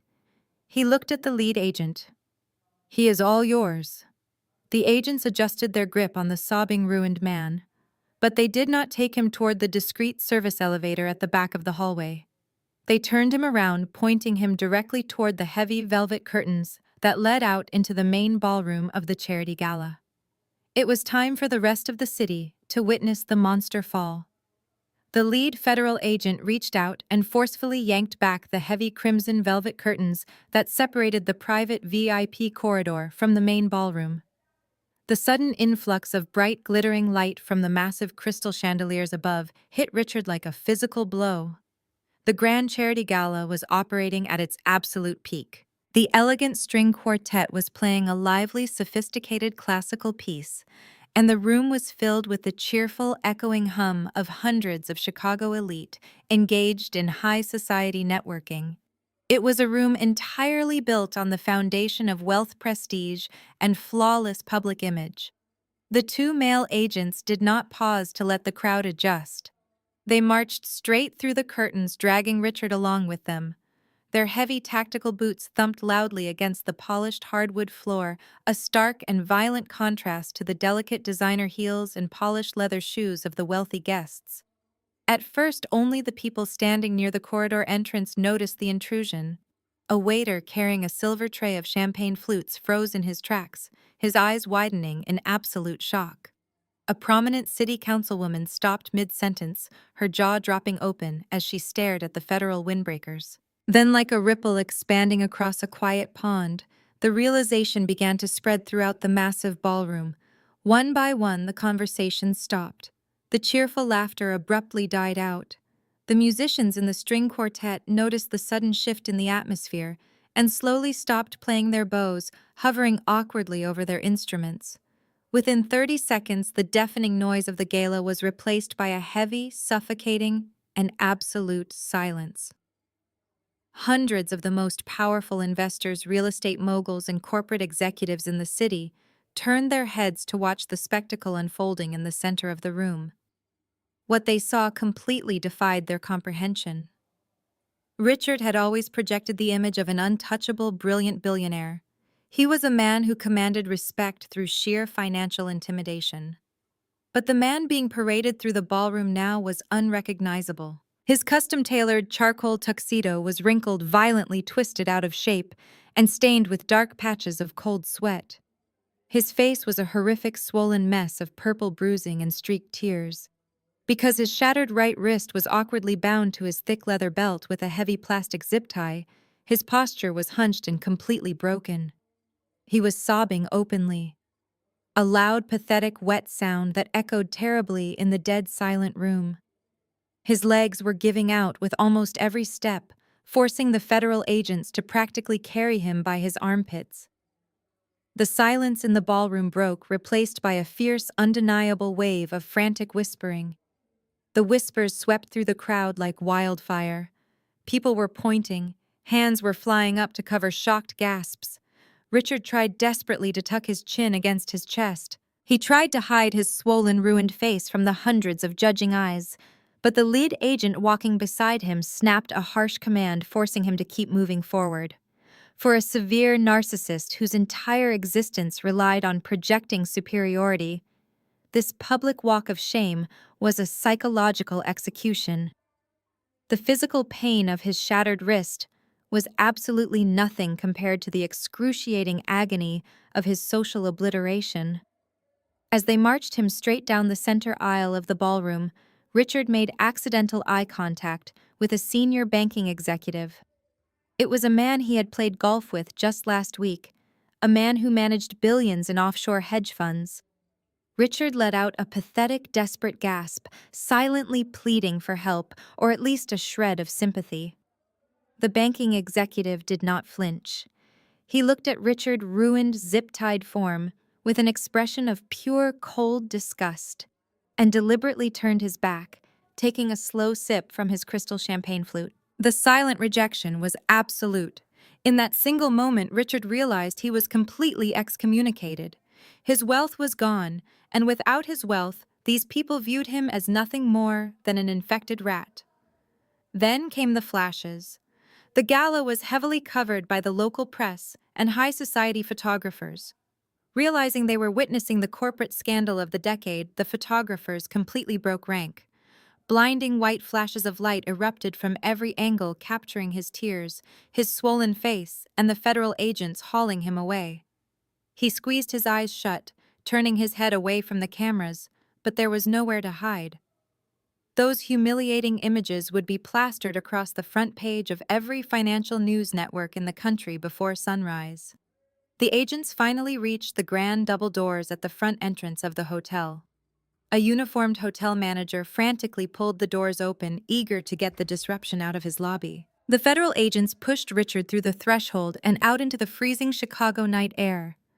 The heavy brass doors swung shut behind them with a definitive echoing thud, sealing the disgraced billionaire out of the world of wealth and privilege forever. The heavy brass doors of the Grand Heritage Hotel slammed shut, cutting off the frigid winter wind and completely sealing Richard out in the cold. For several long seconds, the massive ballroom remained entirely frozen in a state of collective shock. Hundreds of Chicago elites simply stared at the closed doors, processing the spectacular, catastrophic downfall they had just witnessed. Then the hotel manager gave a frantic wave to the string quartet. The musicians hurriedly raised their bows and began playing a lively, sweeping waltz. The music broke the spell, and the deafening silence instantly shattered into a roar of animated conversation. I stepped out from behind the heavy crimson velvet curtains and walked slowly into the center of the grand ballroom. The emerald green silk of my gown caught the light of the crystal chandeliers. As I moved through the crowd, the sea of wealthy investors and corporate executives automatically parted for me. But the energy had completely shifted.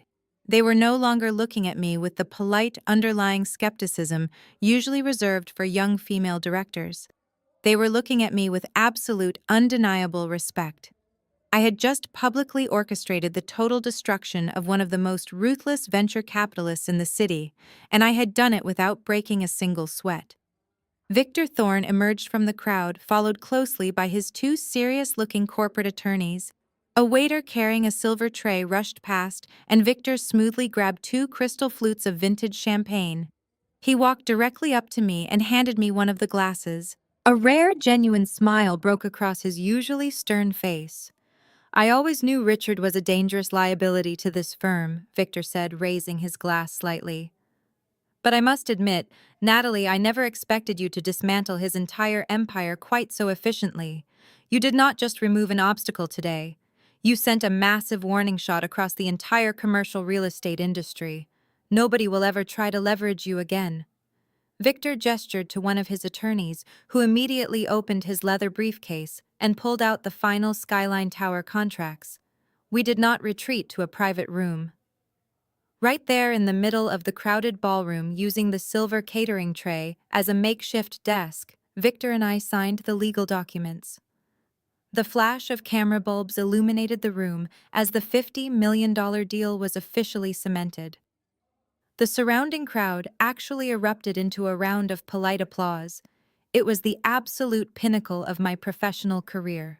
Andre and Olivia pushed their way through the throng of congratulating guests. Andre had a deeply satisfied smirk on his face. He raised his own glass of champagne, clinking it gently against mine.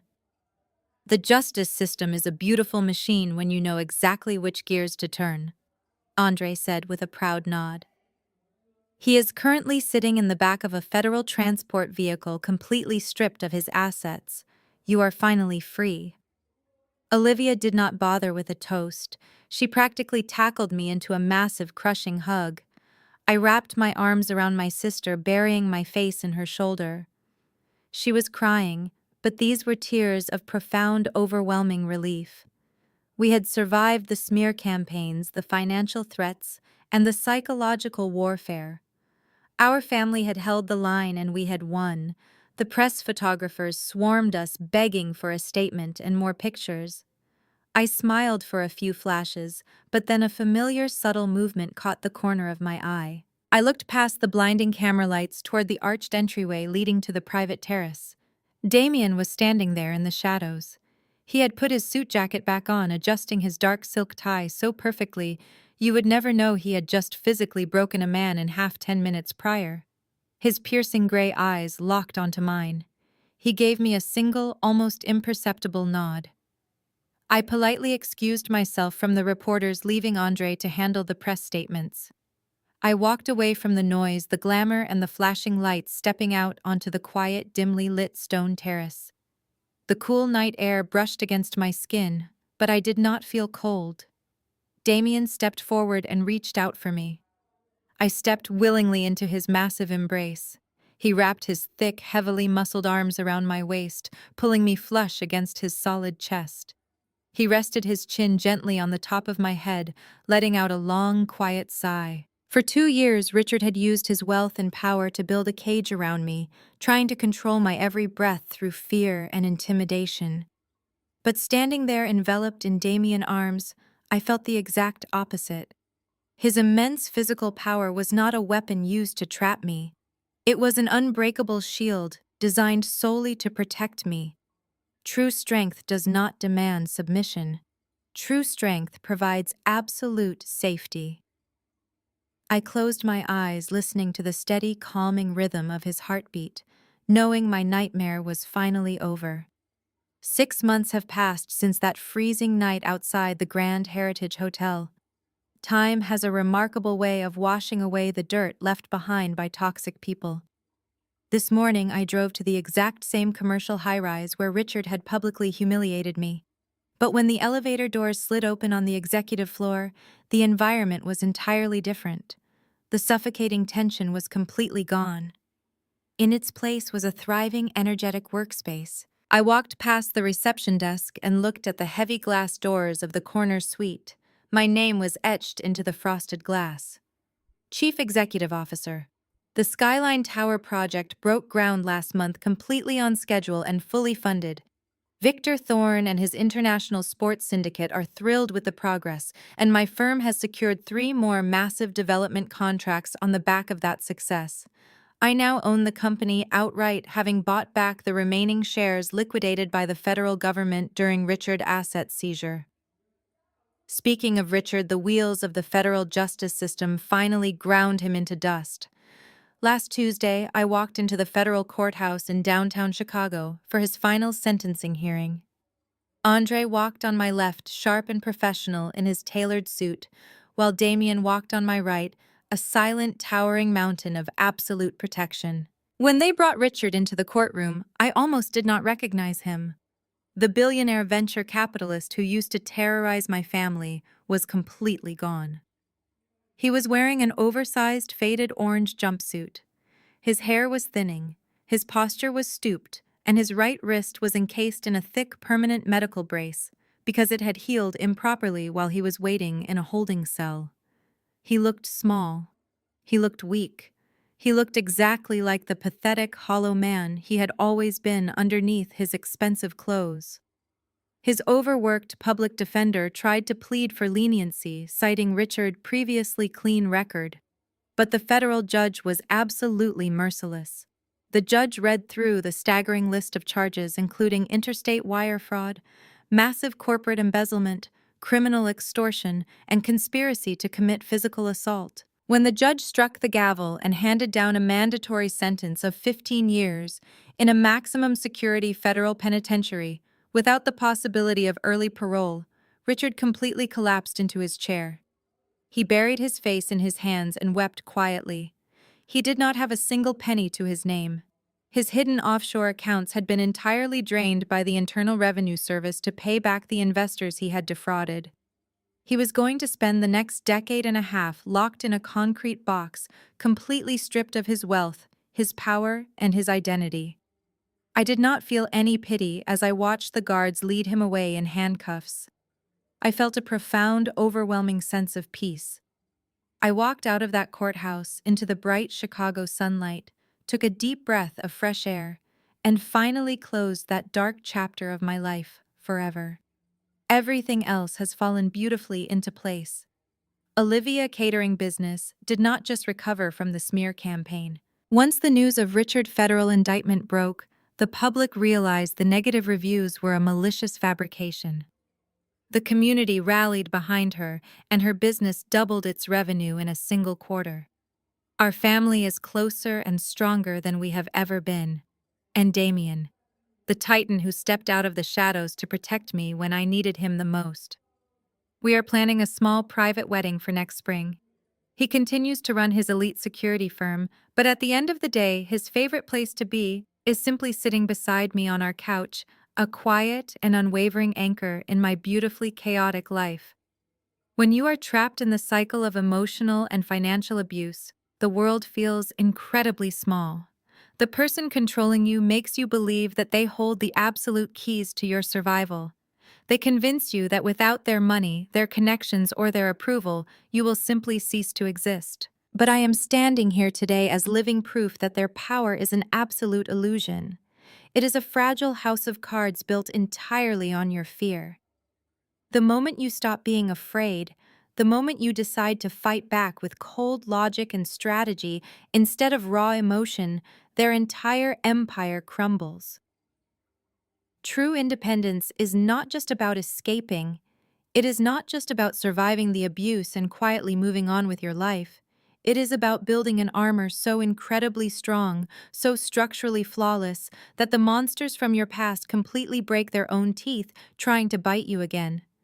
I took my power back, I took my life back, and I legally destroyed the man who tried to ruin me. Have you ever had to legally destroy someone who tried to ruin you? Let me know your story in the comments below. Hit the subscribe button and like this video to join our community of survivors. Until next time, stay strong and never let anyone convince you that you are not the absolute architect of your own destiny. The harrowing journey of Natalie escaping the clutches of her possessive ex leaves us with a profound and empowering lesson. True strength against a toxic abuser does not roar at plans. When faced with a relentless narcissist, emotional reactions are exactly the fuel the abuser needs to maintain control. Throughout the story, Richard continuously laid traps designed to break Natalie psychologically. He humiliated her in the boardroom, attempted to ruin her sister's livelihood to isolate her, and finally tried to frame her for a federal crime. In the past, this intimidation might have forced her to surrender. However, the critical lesson here is the incredible power of strategic silence and meticulous preparation. Instead of screaming, pleading, or acting out of blind panic when confronted with his malice, Natalie remained terrifyingly calm. She understood that fighting a manipulator does not mean matching their chaotic energy.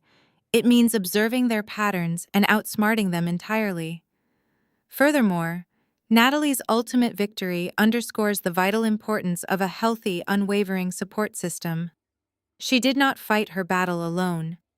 By leaning on her fiercely loyal sister, her brilliant brother-in-law, and her fiercely protective partner, she constructed a fortress that Richard's arrogance simply could not penetrate. An abuser's greatest weapon is always isolation, making the victim feel small, toxic, and entirely dependent. By nurturing genuine connections and trusting the right people, Natalie proved that letting others help you is actually the ultimate armor. She allowed Richard's own blinding ego to become the very mechanism of his spectacular downfall. Ultimately, surviving toxicity requires more than just walking away. It requires rebuilding your life so strongly that the monsters from your past break their own teeth trying to bite you again. If you or someone you know is currently dealing with a manipulative abuser, take a step back today to document their actions. Confide in your trusted allies and start strategically planning your unbreakable freedom.